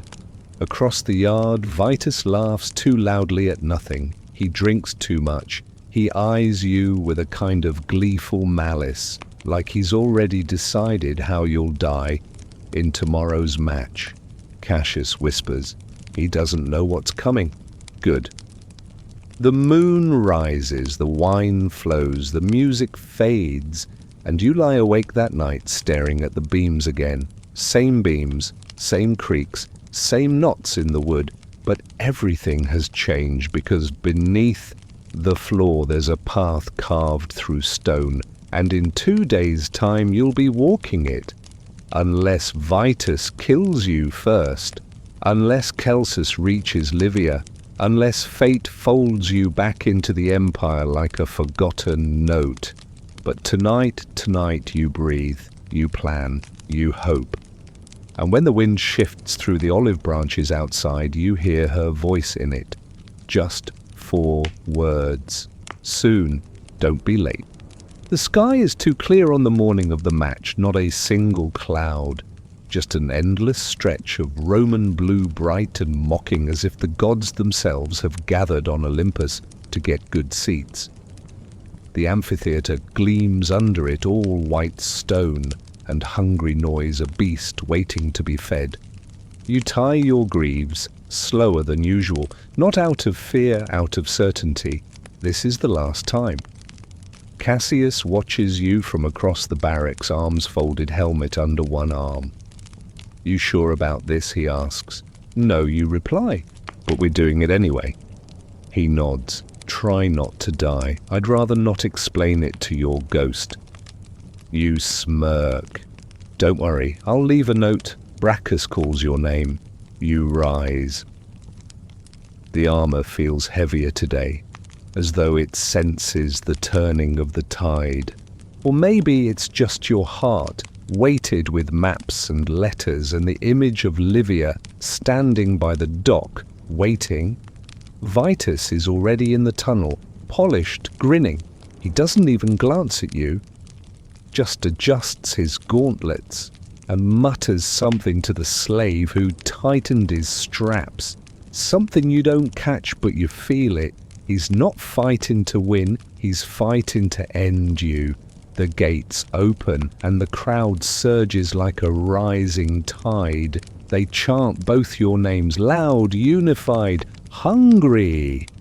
To them it's entertainment, a spectacle. They don't know they're watching a revolution in real time. You walk onto the sand heart, calm body, ready. You've done this too many times to flinch now. The Empress is here, Celsus is here, 2 seated, 1 level below her, wrapped in purple trim and smugness. He lifts a goblet, nods at you, then at Vitus. The match begins. No fanfare, no ceremony, just steel. Vitus strikes first, of course, always the bull. You sidestep, parry, step back. Let him burn energy, let him show off for the crowd. They love it, they always do, but you're watching his feet, his breathing, his posture. He swings low, you leap. He lunges, you roll. The blades sing a language older than Latin. He feints left. You duck. But then he surprises you, hooks your leg mid-roll, sends you sprawling into the sand. You hear the gasp of the crowd like wind through dry leaves. He's over you in seconds, blade raised. You twist, catch his wrist, drive your elbow into his jaw. He staggers. You're on your feet. He swings again, wild, now bleeding from the lip. You let him think you're open. Then you turn, strike, crack. The pommel hits his temple. He collapses. Not dead, not yet. But the crowd doesn't know that. They scream, they roar, they chant your name. You raise your sword just enough. Not for blood, for show. You glance at Celsus. He doesn't smile. He simply lifts his hand and draws 1 finger across his throat.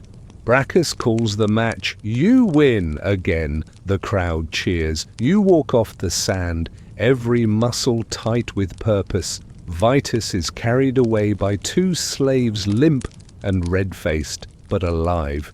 Cassius meets you in the tunnel. Is he breathing barely? Cassius nods. Let's hope he stays that way. That night, Brachus hands you a satchel. Inside the map food coin and the scroll with your freedom writ on it, stolen, forged, gifted. You don't ask. Cassius has his own. Midnight, Brachus says. Use the passage. I've already pulled 2 guards off the corridor. They won't notice until sunrise. You meet his eye. Why are you really helping us? He smirks, because I was young once, and stupid, and in love with someone who smelled like rebellion. You smile. What happened to her? She became the Empress. You blink. Brachus walks off before you can laugh or ask if he's joking. Midnight arrives like a held breath. You and Cassius creep through the ludus in silence, every footstep measured. The hatch opens without protest. The passage below is dark. You descend quickly, hearts pounding the air, cold and damp. You reach the chamber beneath the ludus, gather your satchels and slip into the stone corridor toward freedom. For once, everything goes to plan until it doesn't. Just as you reach the halfway mark beneath the aqueduct, a sound, boots, many, echoing. You freeze. Cassius whispers. They followed us. You extinguish your torch. Voices. Vitus's voice and another Celsus. He went below the senator, snarls. Find him. Cassius mouths. What do we do? You think fast. There's a fork ahead. You grab Cassius by the wrist. Split, you whisper. Circle back to the villa. Get to the dock. He hesitates. Go. He nods. Runs. You stay behind. Wait. Then sprint the opposite way. You bang your blade on the wall as you run. Let them chase you. Let them think you're alone. You vanish into the dark heart, thundering. They follow, but they won't catch you. Because you know these tunnels now, because you know this is the cost. Because love in Rome was never quiet, but it can still be free. Word count 100. Awaiting continue. Section 17. You run like a man with no shadow. The tunnel curves, left then drops. Your sandals slam the stone with every step, echoing louder than you want. You count each turn in the dark, not with your eyes, but with your memory.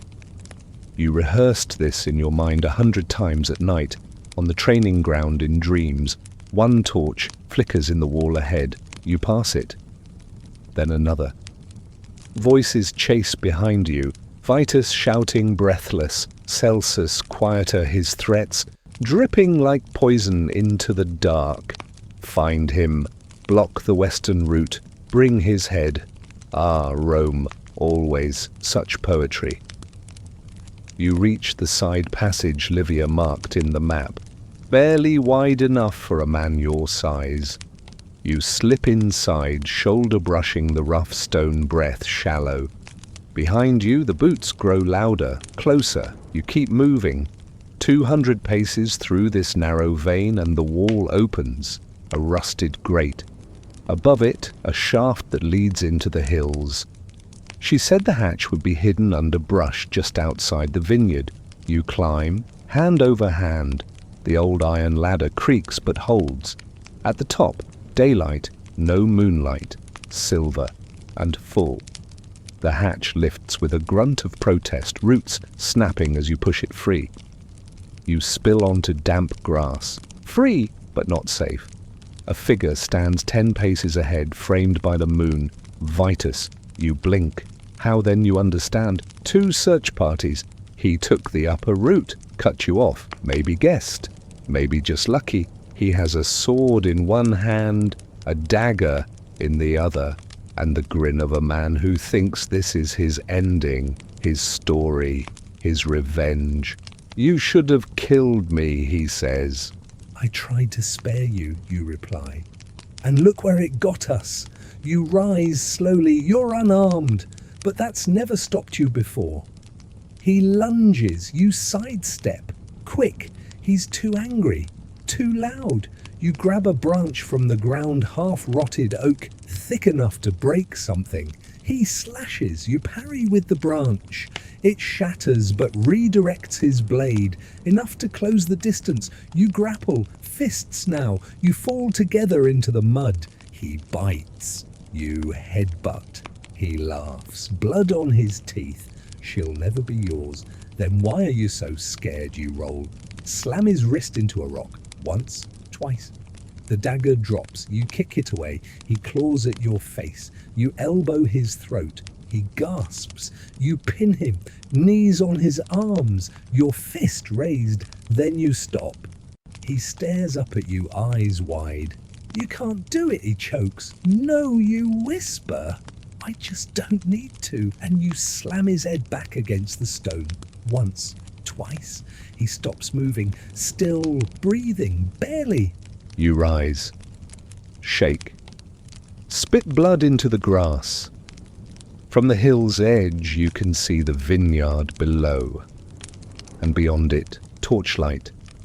A dock. A boat with a single sail furled like a sleeping bird. You run. Faster than you ever have. Cassius is there already, pacing like a man who's trying not to chew through his own tongue. His eyes widen when he sees you. You made it, barely. Vitus sleeping. He grins. I'll miss your metaphors. You'll have new ones, foreign ones.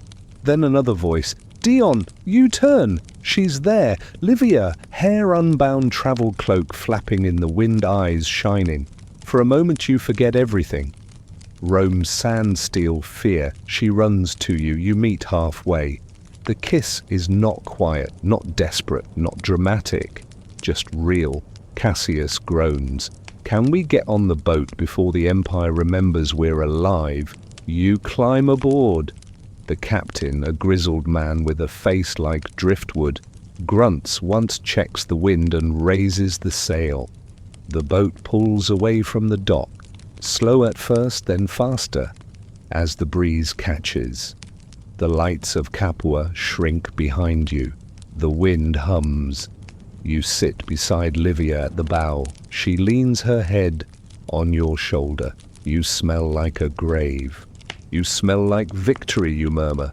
Cassius throws his arms wide. We're fugitives, you grin. We're free. Livia closes her eyes, and for the first time in a long, long while, you do too, because dawn is coming, because Rome didn't win, because love, silent, sharp and stubborn, escaped the arena. The sea is a quiet god. It doesn't roar like the crowd or bark like Brachus or scheme like Celsus. It simply moves deep, constant, indifferent. And after a life of blood and sand and the Empire's never-ending eyes, its indifference feels like mercy. You sit at the bow, one arm around Livia, the wind teasing your cloak and the salt drying into your eyebrows. The boat cuts through the water with soft slaps, a lullaby in rhythm. Cassius stands near the mast, shirtless, trying to tie a knot, with all the confidence of a man who just discovered rope exists. Does this look right, he calls. It looks like it's trying to escape you, you reply. He scowls. Well, we can't all be graceful fugitives. Livia smirks beside you. Give him time. He's still getting used to life without an audience. Cassius mutters something about rope being overrated and flops down beside a basket of figs like a sulking child. The captain steers without comment. You still don't know his name. He smells like kelp and conspiracy and has yet to blink more than once per hour. Livia paid him well enough to forget your faces, your destination, and perhaps your entire existence. She leans into you now, hand over your chest fingertips, tracing the old scar above your heart. I'm still not sure this is real, she whispers. Neither is Rome, you reply. She hums softly.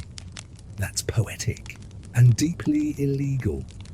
You laugh, then grow quiet, because you're thinking about what comes next.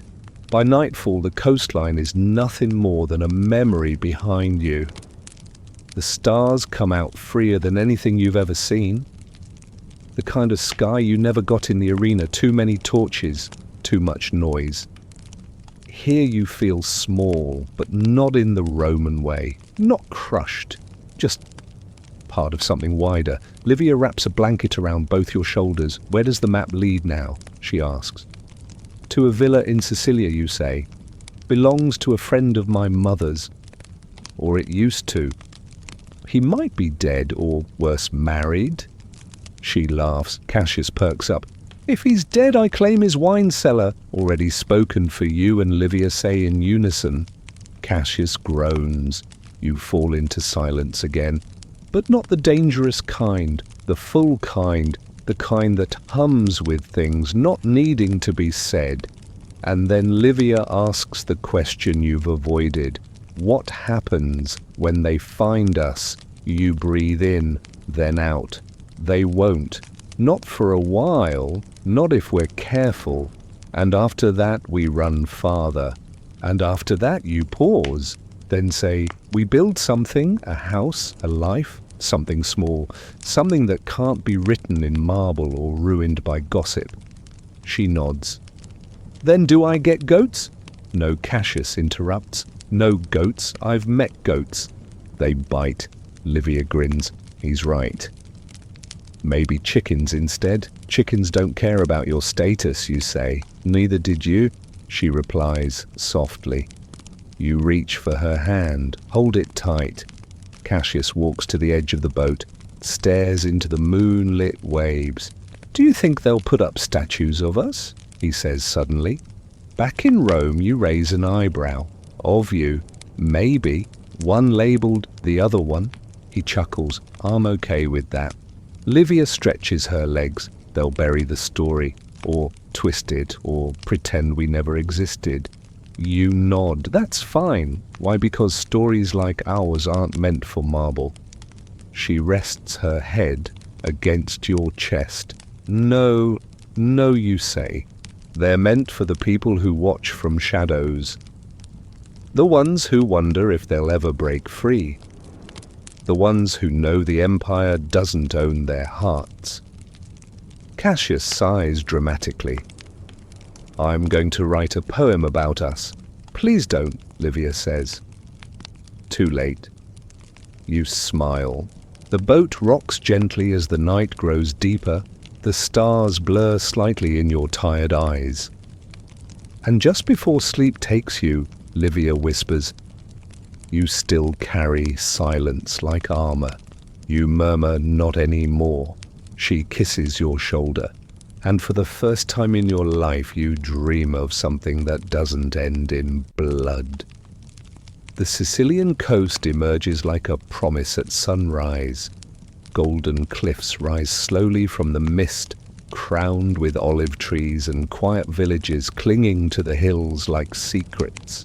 The air smells warmer here, less like salt and blood, more like citrus and chance. You stand at the bow with your hands resting on the railing, watching the shore draw nearer. Livia joins you, her hair damp from the morning dew, her cloak pulled tight against the early breeze. Have you ever been here? She asks. Only in stories. Are they good stories? You nod. One ends with freedom. She smiles. Let's rewrite the ending anyway. Cassius groans from the stern, where he's tangled in netting he absolutely volunteered to help with. You know I thought being an outlaw would involve more wine and less rope. You glance back at him. This is the transition period. I demand my criminal refund. You laugh. Even Livia chuckles softly but real. The captain, silent as always, steers the boat into a small inlet. A weathered dock juts from the rocks, empty, unguarded, unremarkable. Perfect. The boat kisses the shore with a soft bump. Cassius untangles himself, stretches, and hops off onto the dock. Land, I forgot what it feels like not to sway. You're still swaying, you mutter. He squints. I'll adjust. You help Livia disembark. Her sandals touch the weathered boards like it's a sacred ritual.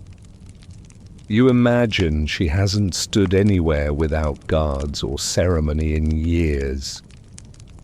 She closes her eyes, breathes deeply. Freedom smells like pine and salt. A short trail leads up from the dock to a crumbling villa hidden behind a row of cypress trees. Vines choke the columns and a few shutters hang crooked on their hinges, but the structure stands. Cassius surveys it with mock gravity. It's beautiful. It's collapsing, you say. Romantic, he counters. I've always wanted to be nearly crushed by a roof in my sleep. You push open the door. Dust, silence, a few mice scurry off like guilty senators. But the bones of the place are good thick walls, a working hearth, a courtyard overrun with thyme and fennel. Someone once lived here and cared enough to plant herbs. That's all you need. Livia steps inside, slowly fingers trailing the wall. It's quiet. You nod. It will stay that way. You spend the day cleaning. Well, you and Livia do. Cassius mostly finds reasons to inspect the wine cellar, which is shockingly empty. Tragedy, he reports. We'll have to drink lake water like peasants. You light the hearth that evening, the first real fire you've made for comfort, not survival. Livia brings bread and olives. You find cheese in a basket that isn't entirely mold. Cassius sits on a stone step, legs outstretched, mouth full. You know, he says between bites, this is a terrible hiding place. You nod. Exactly why it works. Outside, the sun dips into the sea. Inside, the fire glows low, and the villa breathes again after years of silence. It remembers what it means to be lived in. That night, you and Livia lie beneath a patchwork of blankets in the room with the least collapsing ceiling. The windows stuck open. You don't mind.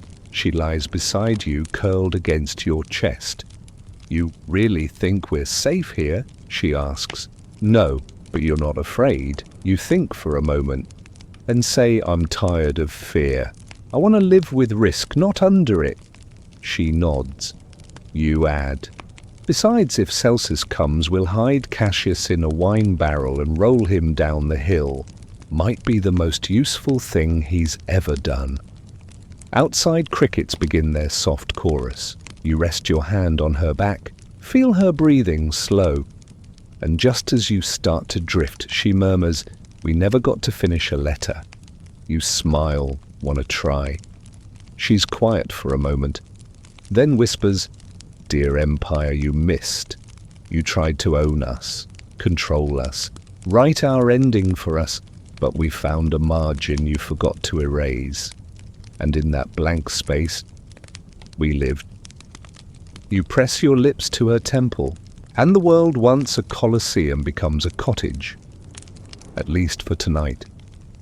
The days begin to stretch. Not in the Roman way with parades or edicts or the grinding weight of obligation, but in the quiet, steady way that only a peaceful life knows. Morning fades into afternoon without ceremony. You wake when the sun finds your face. You eat when the bread is warm. You sleep when the fire becomes more comfort than light. At first, the stillness feels suspicious. Your body, trained by years of instinct and adrenaline, keeps waiting for a horn to sound a blade, to flash a voice to call your name from across the sand. But nothing comes, no summons, no guards, no empress in silk, with a thumb angled like a blade, just birds, and olives, and time. Cassius takes to the villa like a child discovering a treehouse. He patches, shutters, plants, something he insists is cabbage, but you strongly suspect is just a weed, and names every chicken after a Roman senator. That one's Publius, he says proudly, pointing to a particularly fat hen. He doesn't do much, but he yells a lot. You try to build a fence around the garden. It leans. Livia watches you from the porch, a scroll in her lap, ink staining her fingers. You're better with swords, she says. I'd be better with a hammer if it didn't vanish every time Cassius builds a ladder to nowhere. It's not to nowhere, he calls from the courtyard. It's to the roof. I'm establishing loft space. You look at Livia. Should we be worried? She smiles. Only if he starts naming roof tiles. You look up. Too late. The villa, despite its cracked tiles and bat-infested attic, becomes home faster than you expect. The dining hall is now a shared room full of Map's blankets and an accidental cat that refuses to leave. The bath is filled with warm rainwater and optimism, and the bedroom you and Livia share smells of rosemary candle wax and something you never had before: safety. One morning, you wake to her sketching by the window. Sunlight spills across her hair. She's drawing the hills, your hills, on parchment once used to draft escape plans. You stretch. What time is it?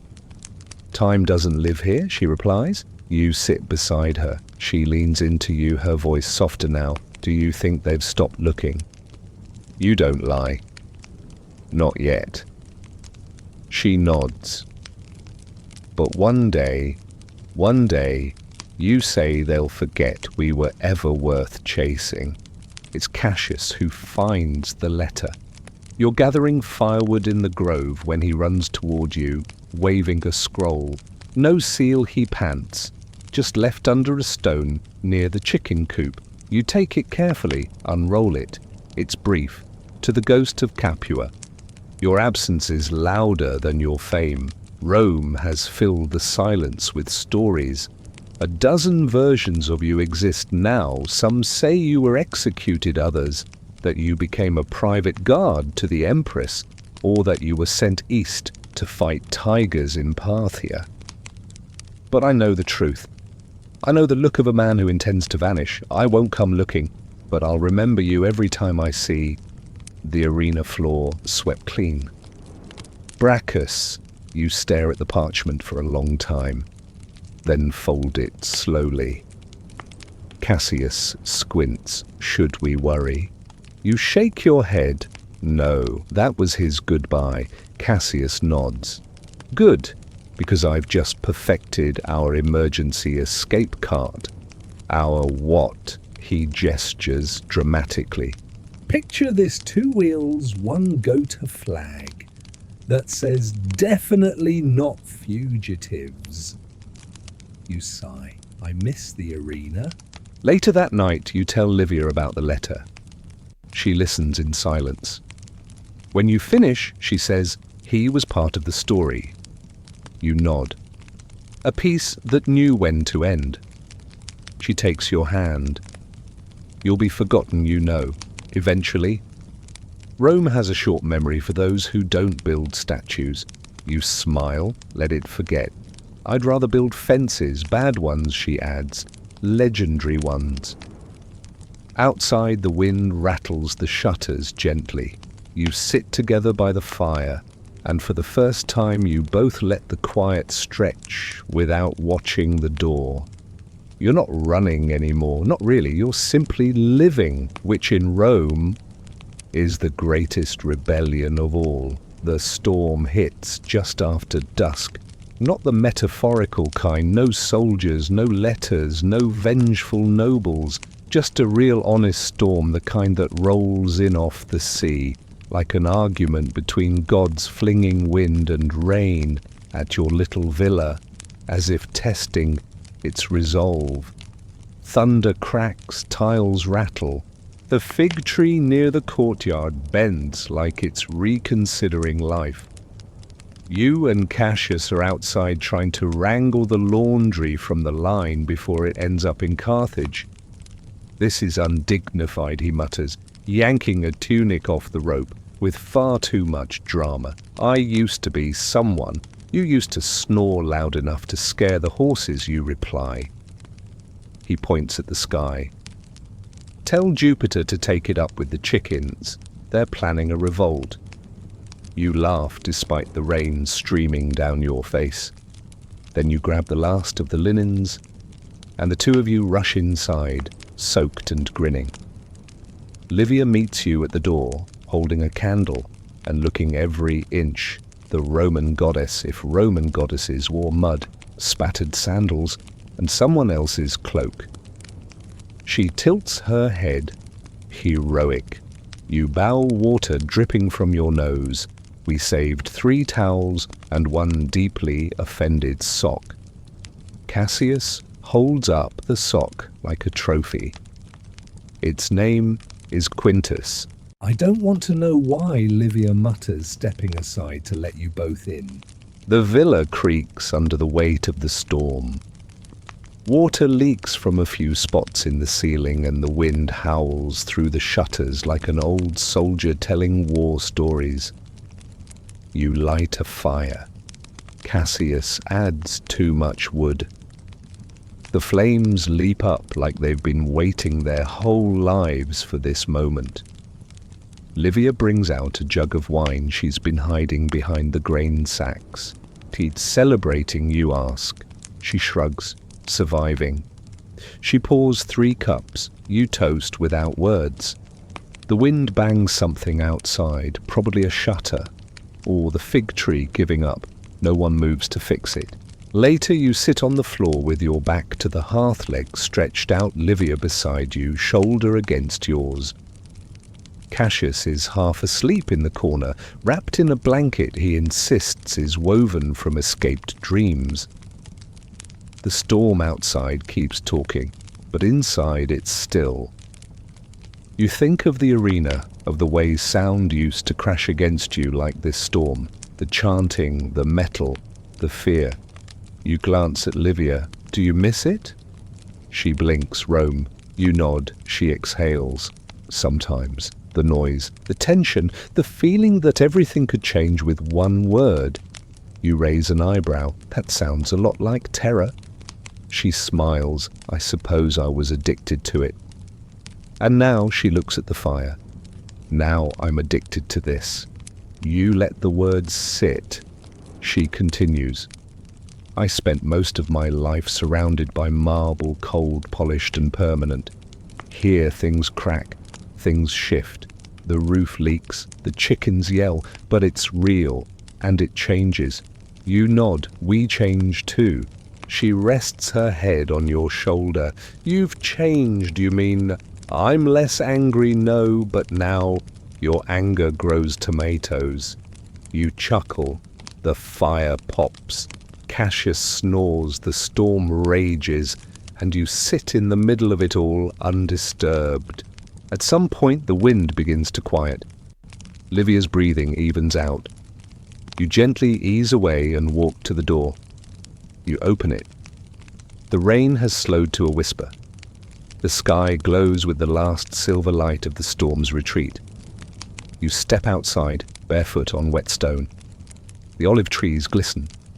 The air smells of earth and clean beginnings. And then you see it. Something in the dirt. You crouch. A set of footprints. Too large for Livia. Too clean for Cassius. Fresh. You stand slowly. Your body remembers this feeling, the shift of the air, the way silence leans in. You're being watched. Or you were. But whoever it was, they're gone now. You step back inside, lock the door. Say nothing. Just return to your place by the fire, because maybe it was nothing, maybe it was wind, or maybe the Empire hasn't forgotten, not yet. You don't sleep much that night. Even after the storm passes, after the hearth settles into a low, warm purr, and Cassius starts muttering sweet nothings to a blanket in his dreams, you lie awake, eyes half open, staring at the ceiling beam above your bed. One footprint. That's all it takes to make your body remember the arena, the constant readiness, the silence that wasn't really silence but the pause between sword clashes. You don't wake Livia. She sleeps curled against you, her hand tucked near her face like a soft shield. You wouldn't trade that moment for anything, not even certainty. But still, the question stalks you. Was it a hunter or a messenger? At dawn you walk the edge of the vineyard alone. The ground is damp, muddy enough to hold truth. You follow the faint depressions, one step then another. Whoever it was, they came from the northeast ridge, from the old path through the hills, the one that leads eventually back toward the mainland. You find a fig leaf caught in the brambles. Not unusual, but not usual either. You pluck it, spin it between your fingers. On the back, someone scratched 2 words into the skin, still watching. No signature, no seal, just that. You don't panic. You've done that already. Years of it. You've graduated. Instead, you pocket the leaf and walk back slower than before. You tell Cassius first. He's perched on the edge of the ruined cistern, sharpening a stick into something vaguely threatening. Someone's watching us, he says, eyes narrowing. Or toying with us. He sighs. Honestly, I was hoping it was the chickens. They've had a look in their eyes lately. You hand him the leaf. He reads the words, then nods once. Well, that's unsettling. You shrug. It's not a threat, but it's not a threat. He glances toward the hilltop. Should we pack? Not yet. Livia reacts differently. She stares at the fig leaf, then at you. They're not here to drag us back, she says. They would have done it already. Agreed. They're sending a message. You nod. She takes a breath. Let me guess. Celsus. Maybe. But it doesn't feel like his style. No, he would have sent a scroll with wine stains. Exactly. She folds the leaf, presses it between the pages of an old ledger. Then, you pause and say it.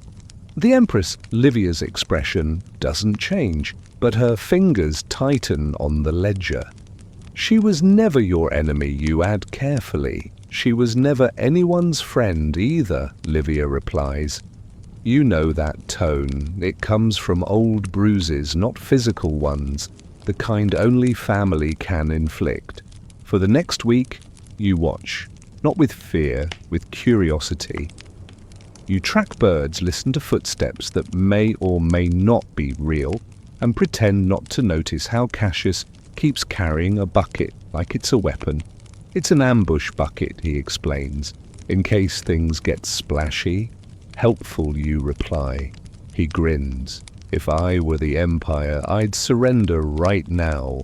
You don't stop him. On the 6th day, a rider appears at sunset.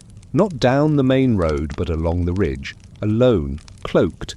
Horse, calm, not armored. You and Cassius watch from the shadows of the orchard.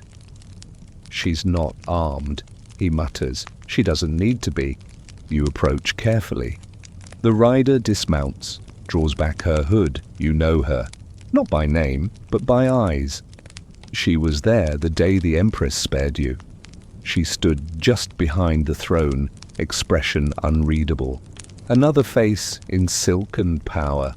Now she looks tired, dressed in plain linen, dusty boots, a letter in her hand.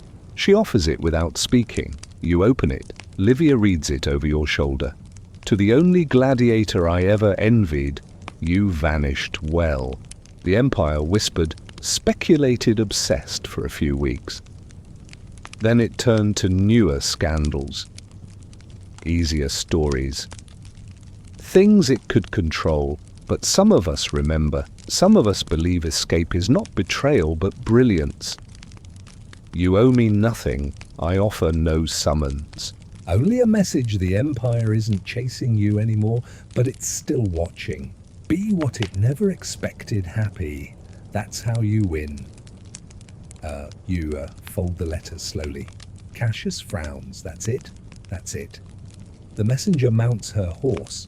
No return reply, Livia asks.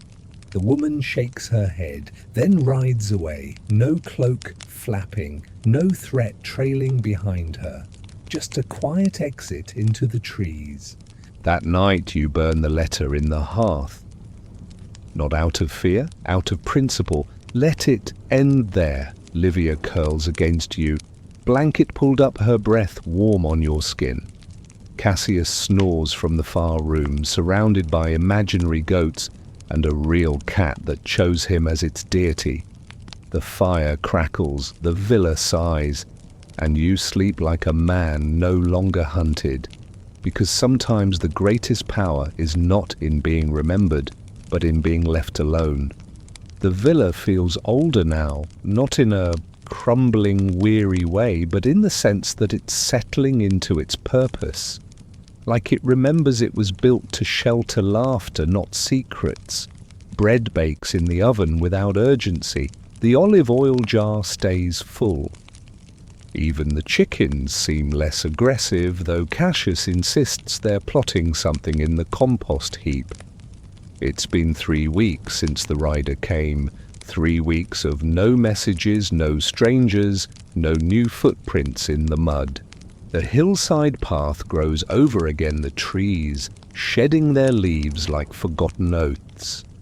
You let yourself believe it's over, or rather that the part of your life shaped by other people's power has truly passed. Now your power is in things like hoeing soil, mending fences, and remembering where you buried the good figs.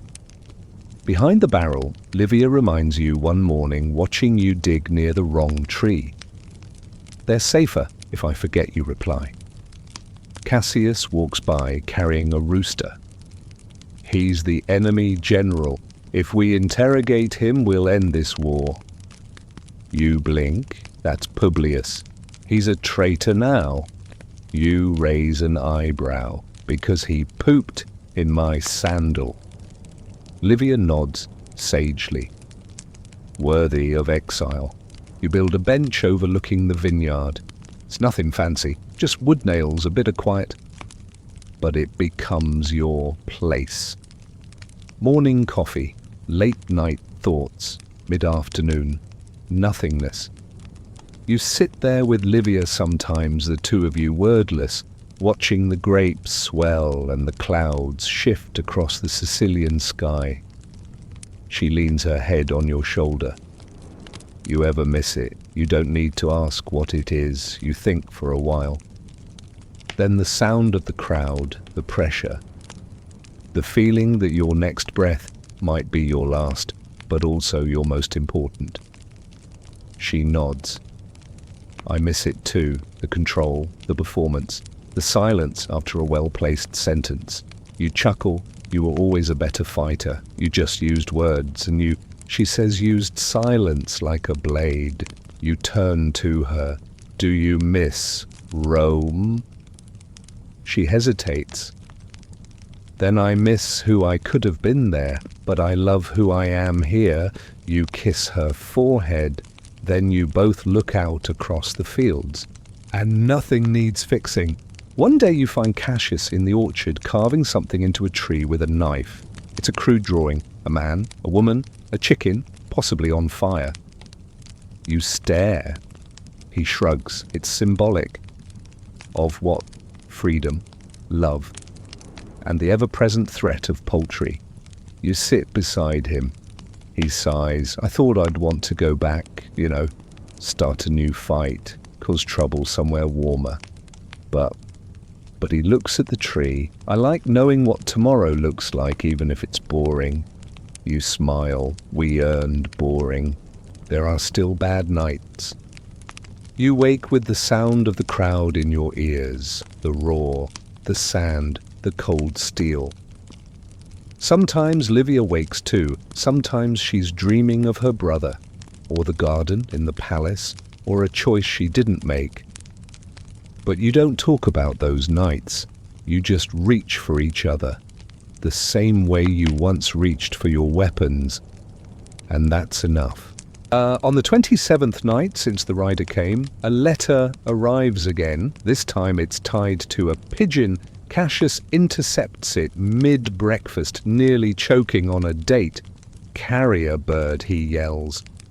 "The chickens have upgraded you. Untie the note. It's from Brachus."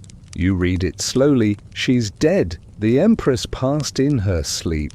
Quiet, peaceful, poisoned most likely, though they'll never admit it. Celsus is maneuvering for power. Livia is still declared missing, but presumed lost at sea. Your name hasn't been spoken in public in months. You're free now, officially. The Empire has closed your file. Live well, boy. Don't waste it." B. You hand the note to Livia. She reads it in silence. No tears. Just a long, slow breath. Then she hands it back. Cassius eyes you both. "Do we need to run? No, you say. We need to plant carrots." He frowns. "That's extremely anticlimactic." Livia smiles faintly. "Exactly what we want." That night you burn the letter again. Same hearth, same silence. You hold Livia as she stares into the flames. She speaks without looking at you. She wasn't all bad, just shaped by the place that made her. You nod. We all were. She looks up at you, but we chose not to stay that shape. And that, more than survival, more than escape, more than any rebellion, is the win. You kiss her.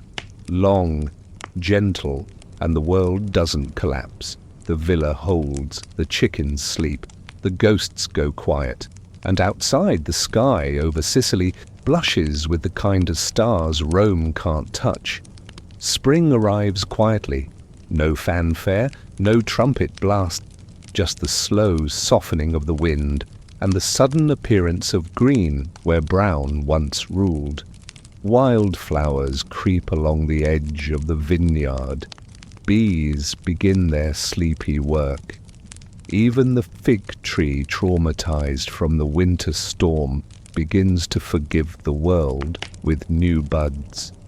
You spend more time outside now. Not because you're avoiding anything, there's nothing left to run from, but because the air itself seems to invite you. Cassius invents a new ritual, sunrise shouting. Each morning he stands on the hill behind the villa and yells a different word into the waking countryside. "Liberty Olive's pants." You ask if there's a purpose. He tells you very solemnly. The echoes know I'm alive. You don't argue. The routine becomes its own kind of peace. You wake with the sun. You drink something bitter and necessary. You tend to the vines with quiet hands and quieter thoughts. You check the fences not because danger is coming, but because goats have no respect for architecture. Livia keeps a journal. It's not a diary. It's sharper than that, filled with fragments, observations, conversations she rewrites in the margins. "Do you think anyone will read it?" you ask one afternoon, watching her ink dry in the sun. She tilts her head. "I'm not writing it for anyone." "For us, then?" "For me," she says. "But if you're lucky, you'll appear in the flattering parts." You smirk. "I hope the chickens get footnotes. They're practically a subplot." One afternoon, Cassius builds a scarecrow. It looks suspiciously like Celsus, down to the too long nose and the air of smug incompetence. "Therapeutic, you ask?" Cassius nods. "Cathartic." Livia ties a purple ribbon around its neck. The next day, a hawk lands on its head and poops triumphantly. You call it closure. In the evenings, you sometimes lie on the roof. It's not the best idea. The tiles are loose and the slope unforgiving, but it gives you the stars. And here they matter more than they ever did in Rome. They feel close, curious. Livia joins you sometimes. You lie side by side watching the constellations. She points. "That one looks like a sword." "Everything looks like a sword to you. You're not wrong." A pause. Then she says, "I don't dream of Rome anymore." You glance at her. "What do you dream of?" She smiles. "Laundry lines, carrots that grow in straight rows. Wine that doesn't taste like conspiracy. You nod, you've gone soft. She raises an eyebrow, says the man who cried when the chicken hatched. That was an emotional moment. It sneezed on you. Exactly, you both laugh. The kind of laughter that settles, not explodes. The kind you earn. One day a traveller passes through the village nearby. Word reaches you from a merchant. A storyteller came from the north, spinning wild tales about a gladiator who vanished mid-career, who turned into smoke, who fell in love with a senator's daughter and rode across the sea with nothing but a dagger and a loaf of bread. Cassius hears the story and nearly falls off the ladder laughing. A loaf of bread. What happened to our dramatic finale? You shrug. Maybe that's the better version, Livia adds. Maybe the truth would just make people angry. Cassius nods, or confused. Wait, they planted grapes and wrote things and raised chickens. He gasps in mock horror, the betrayal. You glance at Livia. Do you want to correct the record? She shakes her head. Let them have their story. And so you do. You keep planting, you keep writing, you keep waking up each day in a place where you're not expected to fight for applause. One evening, Cassius knocks on your door. He stands awkwardly, hat in hand. Yes, he has a hat now. He insists it helps with thinking. I've been writing something, he says. You raise an eyebrow. A love letter. No, he huffs. A book. Sort of. A novel, more like a manual for fugitives. You grin. Let me guess. Chapter 1. Pretend to be a cabbage farmer. He smirks. Chapter 2. Befriend people who smell like politics. You laugh. Will I make the acknowledgements? You'll be the cautionary tale. That night you find a letter tucked under your door. It's not signed, not sealed, just a single line you've already won. The rest is grace. You don't know who left it. Cassius swears it wasn't him. Livia just smiles and says, sometimes the universe writes back. You tack it above the hearth. No fuss, no frame, just truth nailed into stone. And for the first time in your life you believe it. The vineyard begins to bloom. Tiny buds cling to the vines, shy at first, then bold. The leaves stretch toward the sun like green hands reaching for a new fate. You spend hours walking the rows, pruning where needed, whispering encouragement like the plants can hear you. Livia says you talk to the grapes more than to people now. They don't interrupt me, you reply. Cassius chimes in from the courtyard, hammering a nail sideways into what appears to be either a trellis or a tiny siege engine. They also don't judge your hair. You glance at him. I like my hair. It's developing its own political philosophy.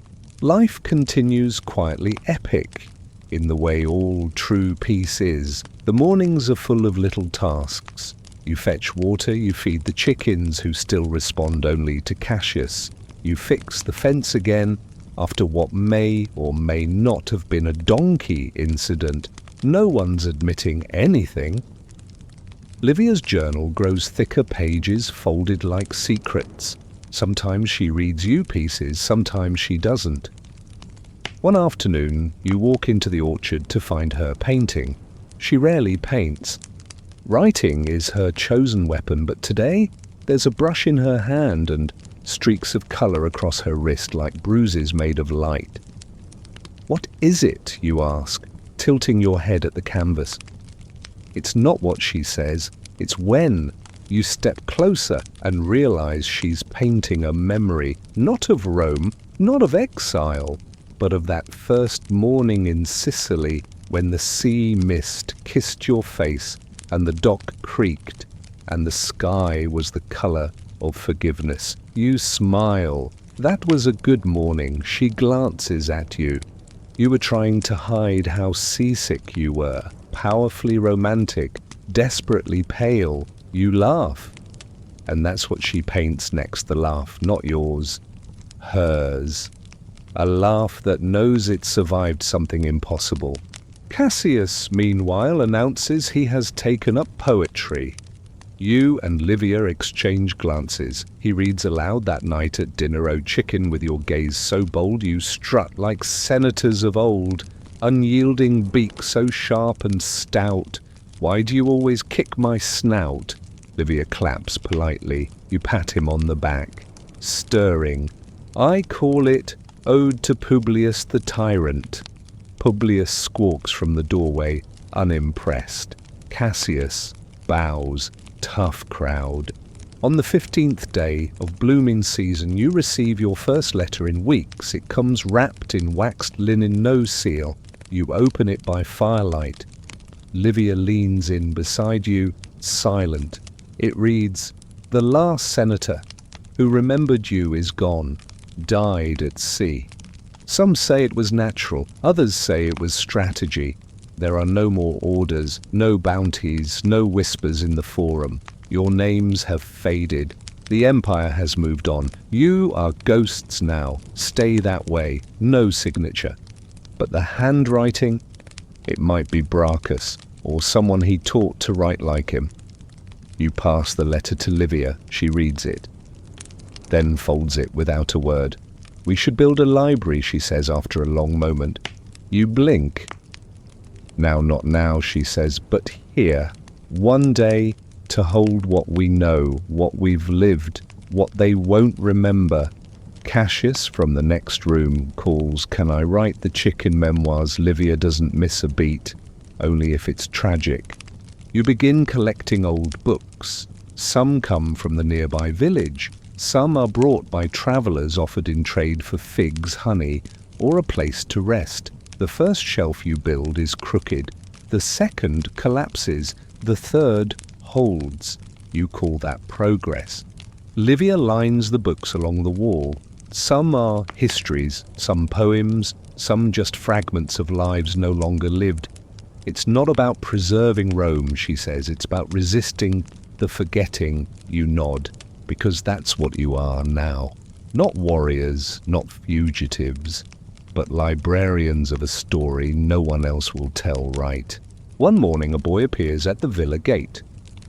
12, maybe 13. Wild hair, nervous posture, dusty sandals. You ask him what he wants. He says nothing at first. Just hands you a folded parchment. It reads, "Is it true that you left and lived, that you fought in silence and loved without chains, that you made a home no empire could burn? If so, teach me how." M. You look at the boy. He doesn't flinch. You take a deep breath, then call over your shoulder, "Cassius, we've got another chicken." Livia grins from the vineyard. "Start him on poetry." Cassius sighs. "I was hoping for an intern." You smile and welcome him in, because stories, real ones, don't end with battles. They end with gardens. And the next hand reaching for a spade, you name him Marcus. Or rather, he names himself.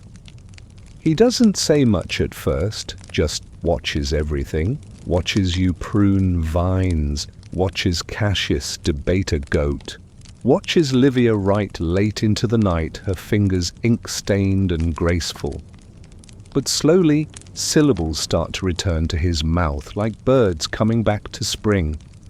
Marcus, not a senator's son, not a runaway slave, just a boy with questions bigger than his frame. Livia gives him chores. Cassius gives him bad advice. You give him a room in the attic with a blanket, a wooden sword, and a window that stares straight into the sunrise. He takes to the work like a man who understands what work protects. On his second morning he asks, "Did you really win your last fight? You're tending to the fig tree." "Yes, that fig tree." And you pause, fingers on the bark. "No," you say. He blinks, but you lived. You nod. That's what winning looks like now. He watches you closely after that. When you repair the irrigation ditch, he watches. When you wrap Livia's shoulder after she trips in the vineyard, he watches. When Cassius drops a basket of eggs and swears in 6 languages, Marcus writes them down, just in case he says. Cassius beams. He's learning the essentials. But Marcus is learning something else. He's learning what survival looks like when it's no longer desperate. He's learning what love looks like when it doesn't have to apologize. He's learning that escape isn't just a sprint, it's a life. One afternoon, he asks the real question. You're sitting under the cypress tree near the ridge. It's your quiet spot. Livia's off bartering for flour. Cassius is allegedly mending the roof, though there's a suspicious number of snack breaks involved. Marcus sits beside you. You were a killer, he says, not cruelly. You nod. Yes, and she was a noble. You nod again. So why did you stop? You think about it. You could say something poetic. You could say, because love changed me, or because freedom has a different flavor. But instead, you tell him the truth. Because I got tired of bleeding for people who never bled for me. He looks down at his knees. Then he says, me too. And just like that, the silence becomes friendship. Livia returns that evening with a satchel full of honeycomb and a scroll tucked under her belt. The miller's wife gave it to me, she says. Said someone left it on her doorstep with my name written in charcoal. You and Cassius gather close. The scroll is short. Another note from Brachus, no. The script is different, more fluid. To the senator who vanished. They still use your name in the capital, not to damn you, but to mark those who choose to leave. Olivia, they call it. A quiet rebellion, an elegant disappearance. You've become a verb. And the gladiator, he's the punchline in every general's nightmare. Watch your leash, they say, or your beast will break it. Rome forgets the quiet ones, but it never forgets who made it flinch. Someone who noticed. Livia folds the scroll with a look you can't read. Not pride, not grief. Something older than both. You don't press. Instead, that night you write something yourself. Dear whoever's still listening, we didn't ask to become myths. We just didn't want to die before we were dead. Now we wake up to roosters and wind, not riots. Now we sleep without one eye open. Now we teach boys to dig, not stab. The empire didn't lose us. It simply couldn't keep us. And that's not tragedy, that's grace. The ghost of Capua. You leave the note unsealed, fold it, tuck it behind a loose stone in the garden wall for someone else to find. Marcus begins building a journal, pages sewn together with thread. Cassius pretends he didn't borrow from Livia. He asks to interview you, you sigh, then agree. He begins with the same question every time. What did it feel like to leave the arena? And each time you answer a little differently. Like this. It felt like pulling a thorn from my heart and realizing the pain was the only thing I'd ever trusted. Or it felt like jumping into the sea without knowing if I could swim, only to find the water warmer than fear.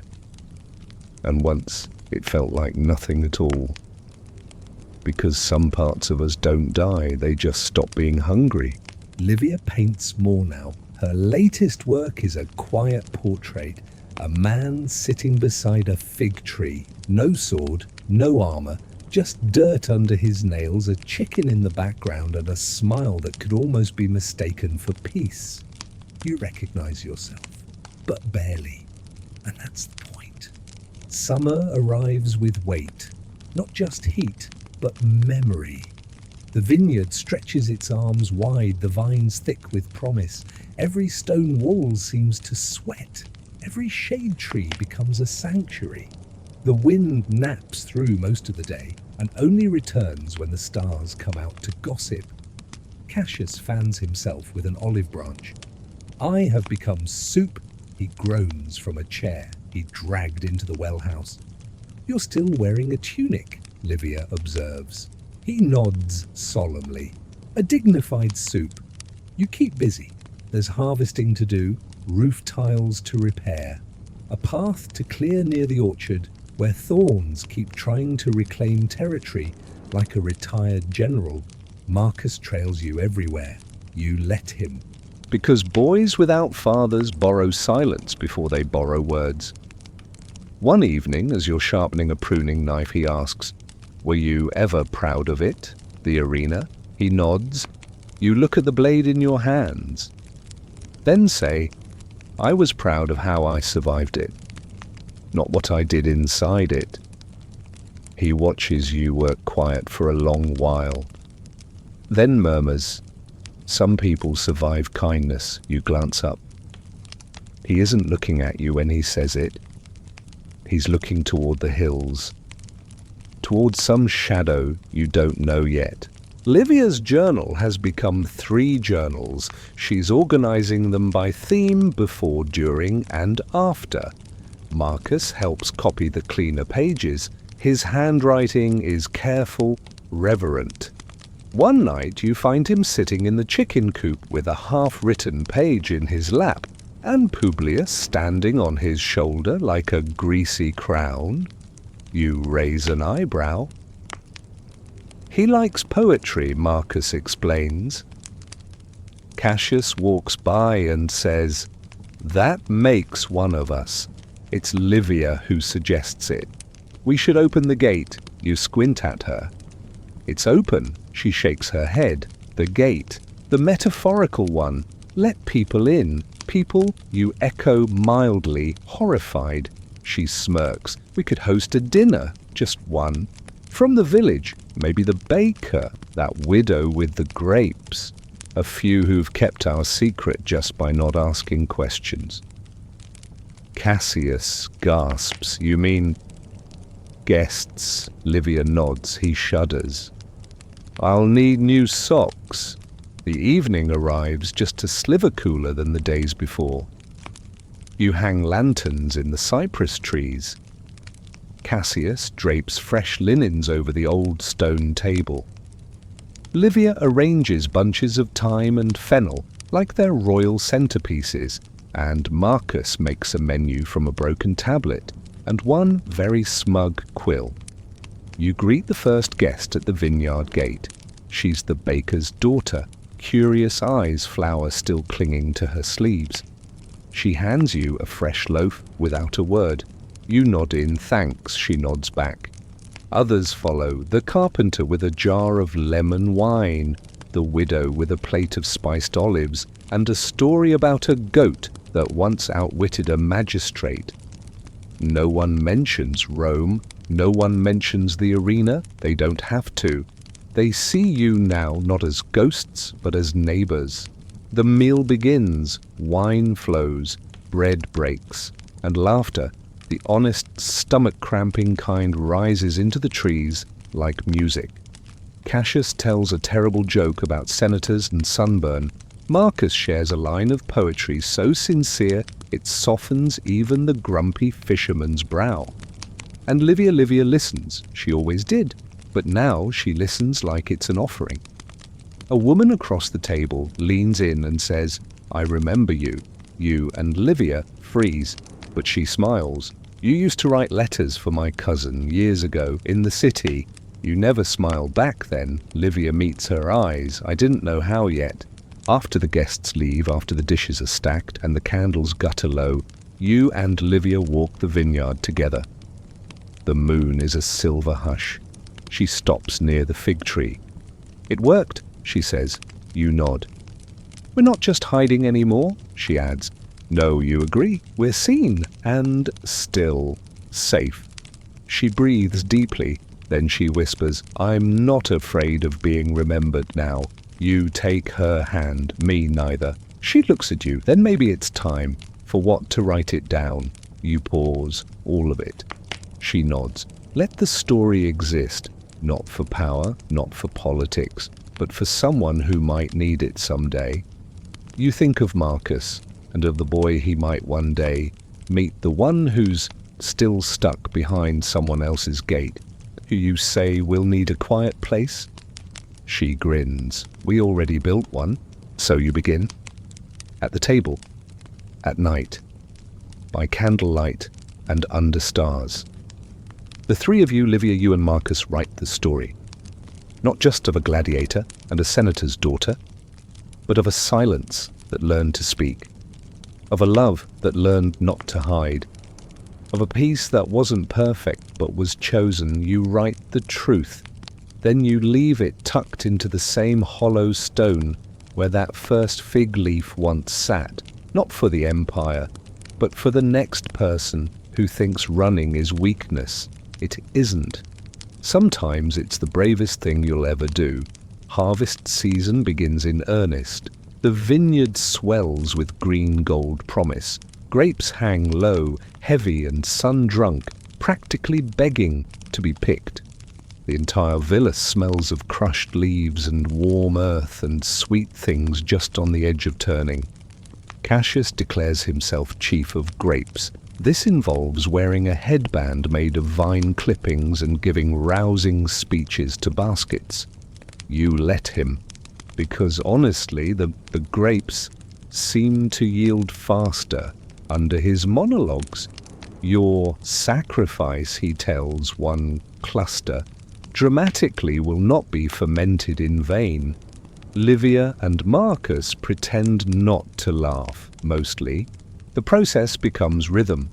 Pick, sort, crush, rest. Barrels are scrubbed, cloths are laid out. Even the chickens stay respectfully out of the way, as if understanding the gravity of vintage. You never thought you'd be part of something so gentle. Even in its labor, the harvest feels kind. Livia's hands stain with juice. Marcus runs calculations in the dirt with a stick. You press the grapes with your feet until you feel drunk on more than just the wine to come. I used to think victory was loud, you tell her one afternoon as the sun starts dipping behind the hills. She wipes sweat from her brow. It is.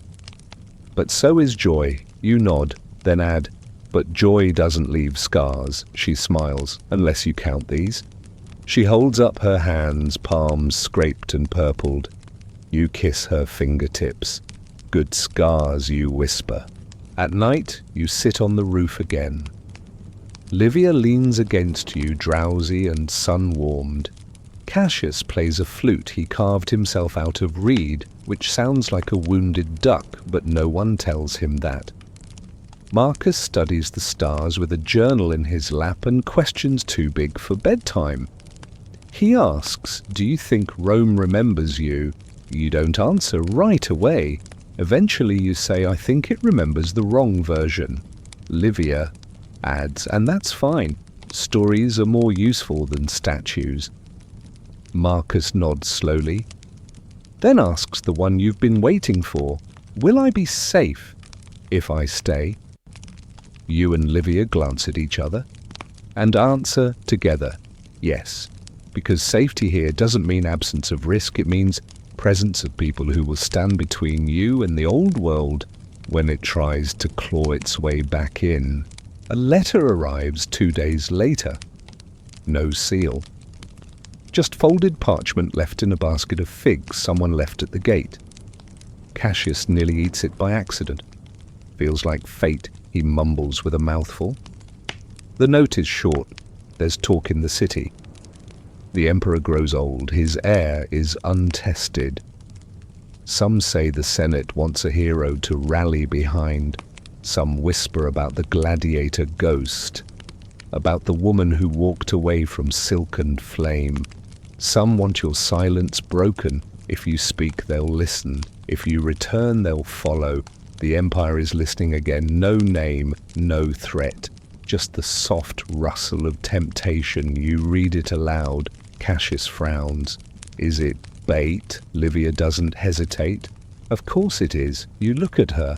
But if we did go back, She cuts you off gently. We wouldn't come back here. That's the truth that silences the hill. This peace isn't portable. It lives here in the fig tree, the roof's stubborn leak. The vineyard bruises on your legs. You can't take it to Rome like a souvenir. You have to choose.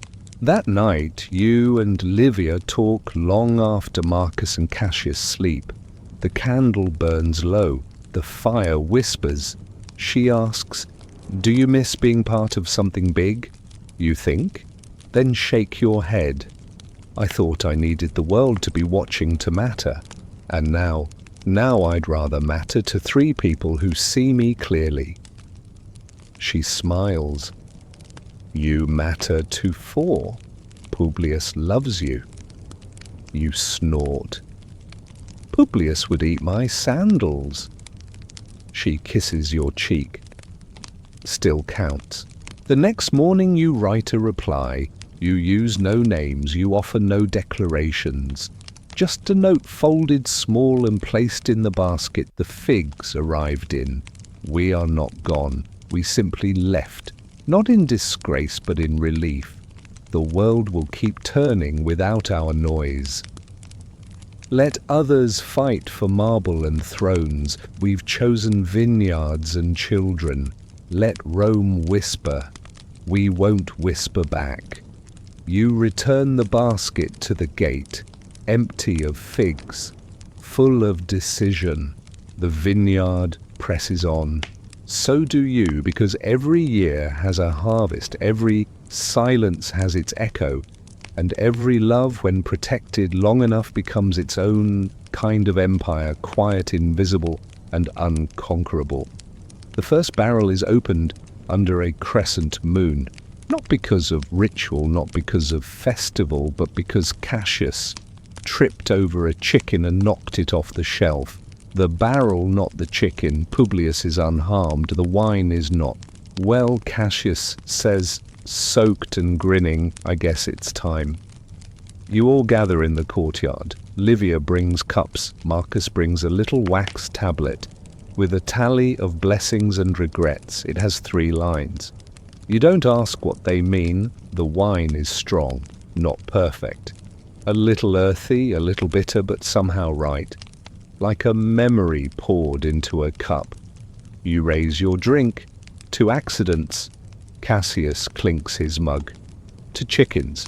Livia clinks hers too. To the life we weren't supposed to have. Marcus hesitates.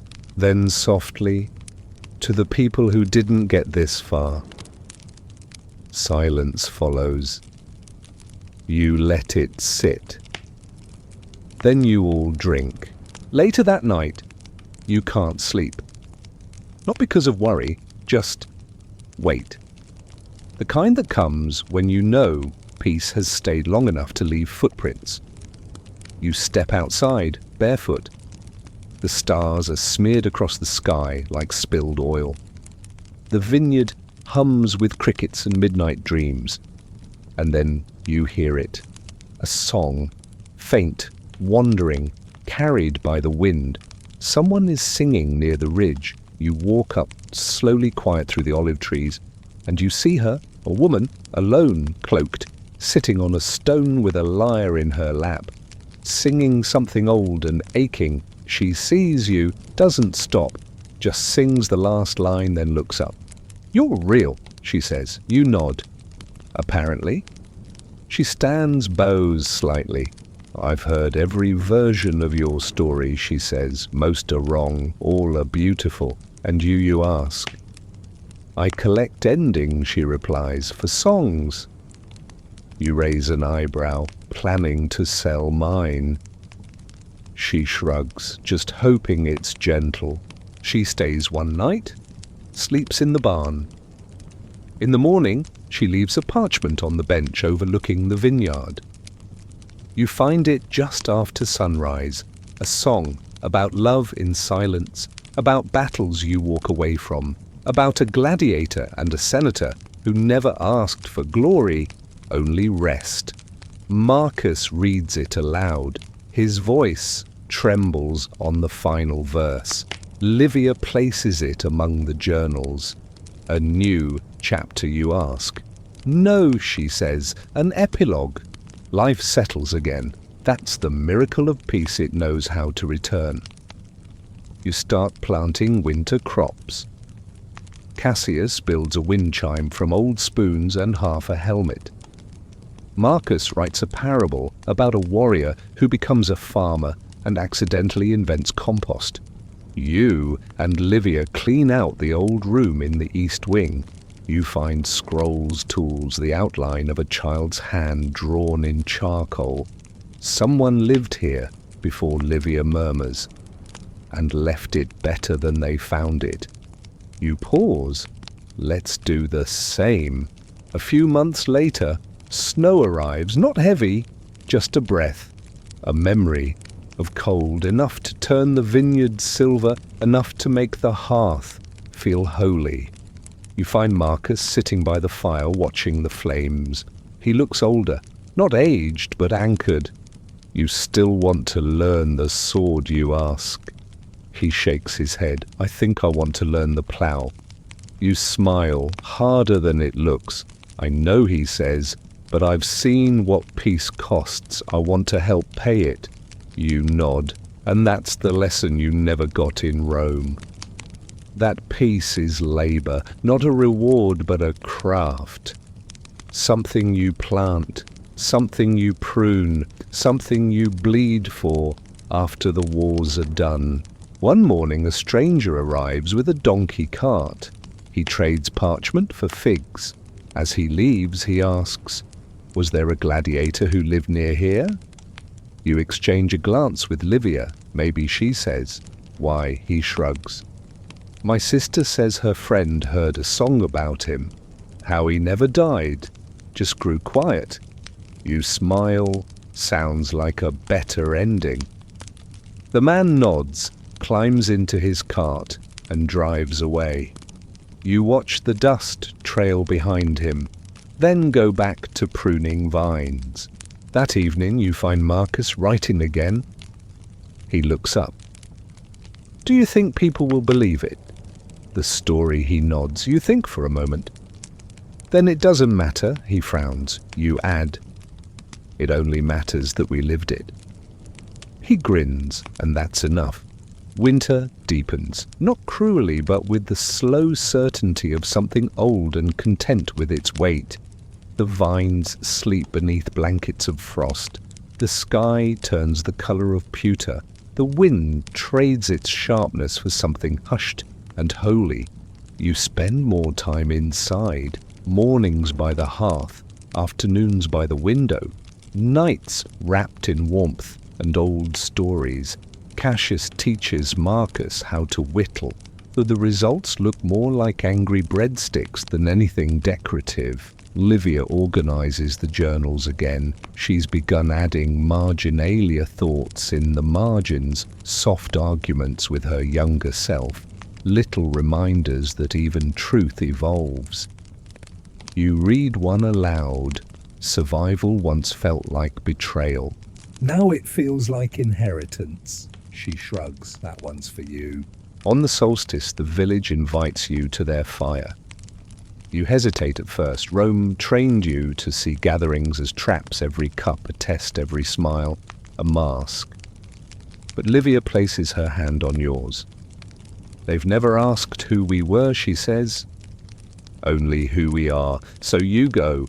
The fire is massive, fed with olive branches and old grapevines. There's music, fiddles and drums, and the scent of roasting chestnuts and sweet wine. Children run with scarves, elders pass around a jug, and stories that grow taller with every retelling. Cassius dances with a butcher's wife. Marcus plays a flute. Badly. But he plays it. And you watch. And that's enough. A man sits beside you, grey-bearded hands, stained with walnut dye. He nods toward Livia. That one used to be a flame, I think. You smile. Still is. He chuckles. And you've got that look. Look, the one people get after a war, like everything's too loud and too quiet at once. You don't deny it. He sips his drink. Takes time, but the land helps. You nod. It has. He stands, pats your shoulder, and says, "Then you're doing it right." Later that night, you sit with Livia near the ashes of the great fire. Marcus has fallen asleep with his head in Cassius's lap. The stars blink like tired gods. Somewhere in the distance, an owl calls out and waits for no reply. She leans into you. Do you think it'll last? You know what she means. This life, this quiet, this us. You look at her and say, "I think we'll last." She smiles. "I want to believe that," she says. "You don't have to," you reply. "Just help build it." Over the next few weeks, the days slowly lengthen. Sunlight sneaks back into mornings. Chickens get louder. Cassius claims it's their way of announcing political opinions. Livia paints again. This time she paints not from memory, but from vision. The future. You see yourself in the field older, wrinkled, smiling, still muddy. You see Marcus teaching a younger child how to read. You see Livia grey hair, twisted up fingers, still stained with ink, handing someone a book. You ask, "Is that a prediction?" She replies, "It's a wish." One day you find an old tunic folded in the attic. Yours, stiff with age, blood-stained at the hem. It still smells faintly of iron and fear. You bring it to the fire. Cassius catches you just as you're tossing it in. "Funeral," he asks, "for the man I used to be." He nods. "Good riddance." The fabric curls in the flames. You watch it blacken, then vanish. Marcus joins you, holding a new tunic he's been sewing awkwardly, uneven, clearly, his first attempt. "I made this," he says. "You take it. Put it on. It fits badly, but it fits." You spend the evening on the roof again. Livia brings you bread. Marcus brings a half-finished poem. Cassius brings absolutely nothing and says it was a metaphor. The wind is gentle, the moon is bold, and for the first time in your life you realize you've stopped waiting, not for the empire to forgive you, not for Rome to remember you, not for the story to turn in your favor.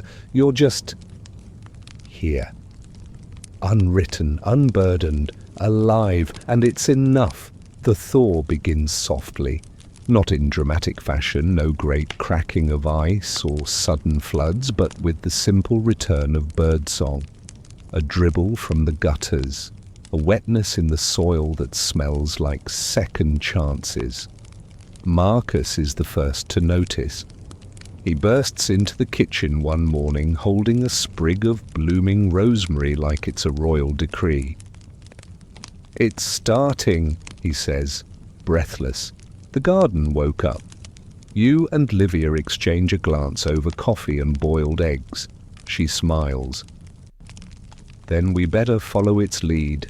Cassius lifts his head from a plate of half-eaten bread. "I never went to sleep." "You napped for 6 days," Marcus replies. "Preparation." Cassius grunts. You don't question the bear when it wakes. With the frost retreating, there's work to do. You and Marcus clear the lower field, dragging branches and stirring the compost pile like it's an offering to a mildly offended god. Livia prunes the grapevines with a precision you once reserved for swordplay. Cassius appears periodically with snacks and bold statements. The soil remembers kindness, he declares, tossing apple cores into a bucket. It just forgets your name. You stare at him. Is that a proverb? It is now. You receive a letter mid-season. Not from Rome. From the village school. The teacher wants to know if Marcus might be sent a few days a week, to help the younger children with reading and writing. When you show him the note, Marcus goes quiet. Livia watches him. It's not exile, you know. He looks up. It feels like I believe in the story. You sit beside him. You're not leaving the story. You're writing the next page. He considers that, then asks, "Can I come back every day?" You nod. Every day, he agrees. And that's how a fugitive boy becomes a teacher's apprentice, with nothing but a quiet house, a few journals, and a name he chose for himself. In early spring, Livia begins a new project. A book, she tells you. Not of your past, not a memoir, a guide, she says, for escape artists, for the quietly brave, for the ones who choose a different kind of legacy. Cassius suggests the title and the art of disappearing loudly. She writes it in secret, but sometimes you catch a glimpse. If you leave the empire, bring seeds. If you love someone dangerous, let them rest first. If you're afraid of being forgotten, remember the people who matter will remember you anyway. You watch her, write, brow, furrowed lips, pressed with thought, and you fall in love with her again. Not the senator's daughter, not the survivor, but the woman who chose writing over revenge. One afternoon you walk with Marcus to the top of the ridge. The same ridge where that cloaked messenger once left a fig leaf message that unraveled everything and set you free. You stand side by side watching the sea in the distance. The waves are lazy. The breeze carries salt and something sweet, probably Cassius's failed pie experiment. "Do you think Rome will ever call again?" Marcus asks. You shake your head. Rome doesn't whisper twice. "But if it did?" You turn to him. "Then we wouldn't answer." He smiles, not because he believes you, but because he wants to. Cassius begins teaching Livia how to use a sling. She protests, but badly. You catch her practicing behind the Kupi's narrowed tongue, poking slightly out of the corner of her mouth, like a child focused on painting. She hits a gourd, then another. Eventually, you ask, "What changed?" She shrugs. "I want to protect the quiet." You nod. "It's worth it." She smirks. "Also, Cassius said I'd never be able to hit a moving chicken. Did you?" She grins. No comment. The journals multiply. Each shelf holds voices, not just yours and Livia's, but now Marcus's, poems, stories, diagrams of irrigation systems, rants about grapes with too much personality. Even Cassius contributes chicken theology, vol an eye on the sacred rooster and the path to inner squawk. You don't dare read it, but you shelve it anyway, because even absurdity has a place in peace. One morning, Livia finds you sitting on the bench, overlooking the vineyard, staring at the clouds. "You look like you've lost something," she says, sitting beside you. "I'm trying to remember the name of a man I killed, you admit quietly." She doesn't flinch, just takes your hand. Maybe forgetting is mercy. You sigh, or cowardice, or healing. She leans her head on your shoulder. Either way, you're not him anymore. You nod, but that night you write the man's name in a corner of the journal, not to punish yourself, but to remember him just once in silence. Then you close the book, and sleep comes easy. The vines blossom again, bright green new, foolish with hope, just like they do every spring, forgetting the weight of harvests past. You envy them sometimes, their ability to begin again without apology. Livia catches you staring at them, planning to turn into a grape. You smirk. Might be simpler. Cassius yells from somewhere behind the barn. "Too late, you're already raising material," you sigh. "Regret is a vine that never stops growing." The villa hosts more visitors now, not many, just a gentle trickle. People come from the village from farms farther out and once, unexpectedly from the coast. A fisherman who claims to have seen Rome once and didn't care for the way it smelled. They don't come for stories, not directly. They come to trade, to chat, to sit under the cypress trees with cups of wine and the silence of people who know not to ask too much. You listen more than you speak, which ironically is how the truth survives best. One woman brings you a letter, folded, yellowed, sealed in wax, not from Rome, from someone farther still. I heard a whisper on the wind that 2 ghosts lived among the vines teaching peace like it was a prayer. I used to be someone once. Now I'm just someone else's past. But I kept a little piece of your old life in my pocket. You dropped it years ago. If you want it back, come to the village of Vetera. I'll be waiting until the fig trees bloom. You show Livia. She traces the seal with a thumb, then tears the letter in half. Let it rot, she says. We planted better things. You burn the pieces that night. Ashes for a past that's learned to stay buried. Cassius, meanwhile, enters what he calls his wooden philosophy phase. He's taken to carving proverbs into planks and placing them randomly around the property. Some of the better ones: fight the empire, nah. Bake bread, never trust a silent goat. Forgiveness is just revenge aged like wine. Marcus adds one under his breath. Put your monsters in the dirt and plant flowers in their place. Cassius cries for a full minute, claims it's allergies, and starts building a bench just to honor the quote. Livia finishes her guidebook. You sit with her while she writes the last line. If you find yourself holding the empire in one hand and a quiet life in the other, drop the empire, let it fall, then tend your garden. She signs it, not with her name, but with a symbol, a fig leaf curled into a question mark. Later, she hands the manuscript to Marcus. You'll know when to share it, she says. He cradles it like something sacred, then hides it under his bed, wrapped in cloth. The chickens hatch chicks again. Publius becomes a begrudging stepfather. Cassius organizes a naming ceremony. You veto Celsus II, Return of the Peck. Still you can't help but laugh as Marcus tries to lead a baby chick through a mock maze made of empty wine bottles. Training them to defend the vineyard, you ask? No, he says, just giving them something to conquer. You nod. That was us once. He pauses. Do you think we're better now? You take a long breath. I think we're quieter. That might be enough. On a clear night, Livia brings you to the highest ridge.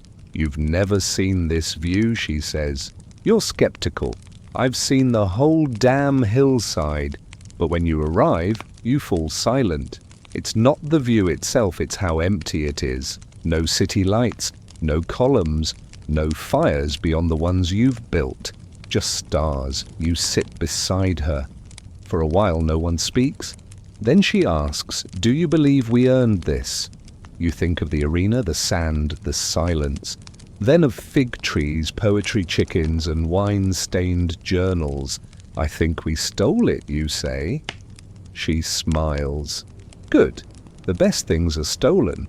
You fall asleep that night without dreams. Just the warmth of her breath on your shoulder. Just the faint rustle of Marcus turning a page by candlelight. Just the soft thump of Cassius arguing with a doorframe in his sleep. And the knowledge that for the first time in your life no one is waiting to take anything from you. No arena. No empire. No one. just the vines and the moon and the quiet.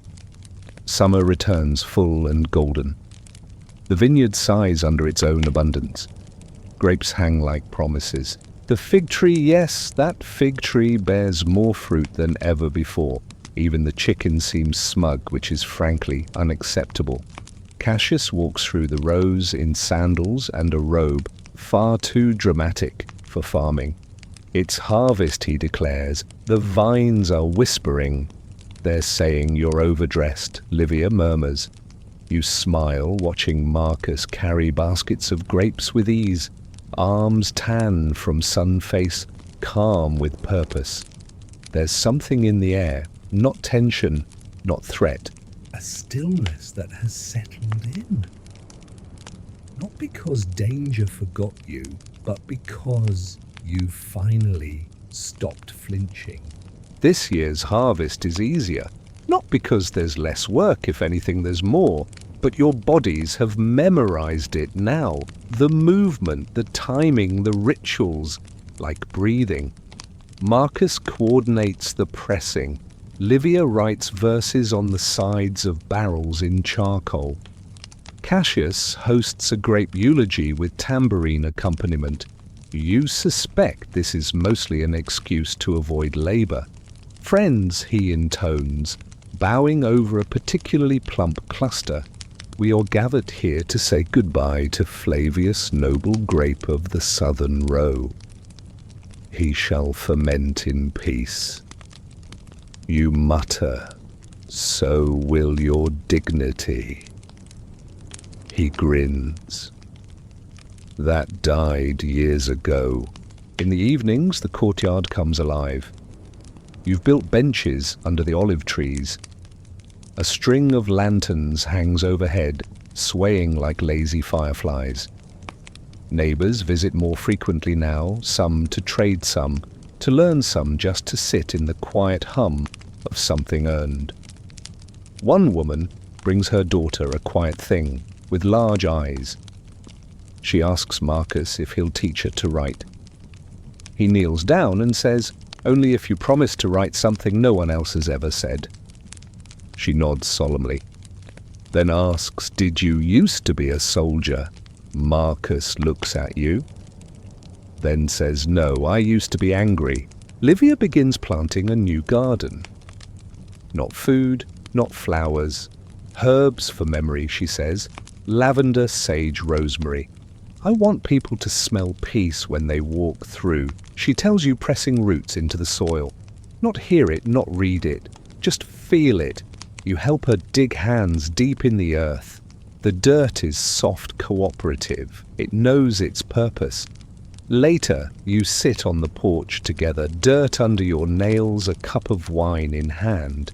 She says, "We don't have to leave anything behind anymore." You say, "Because there's nothing chasing us." And for once, neither of you adds, "for now." Because this time, you believe it.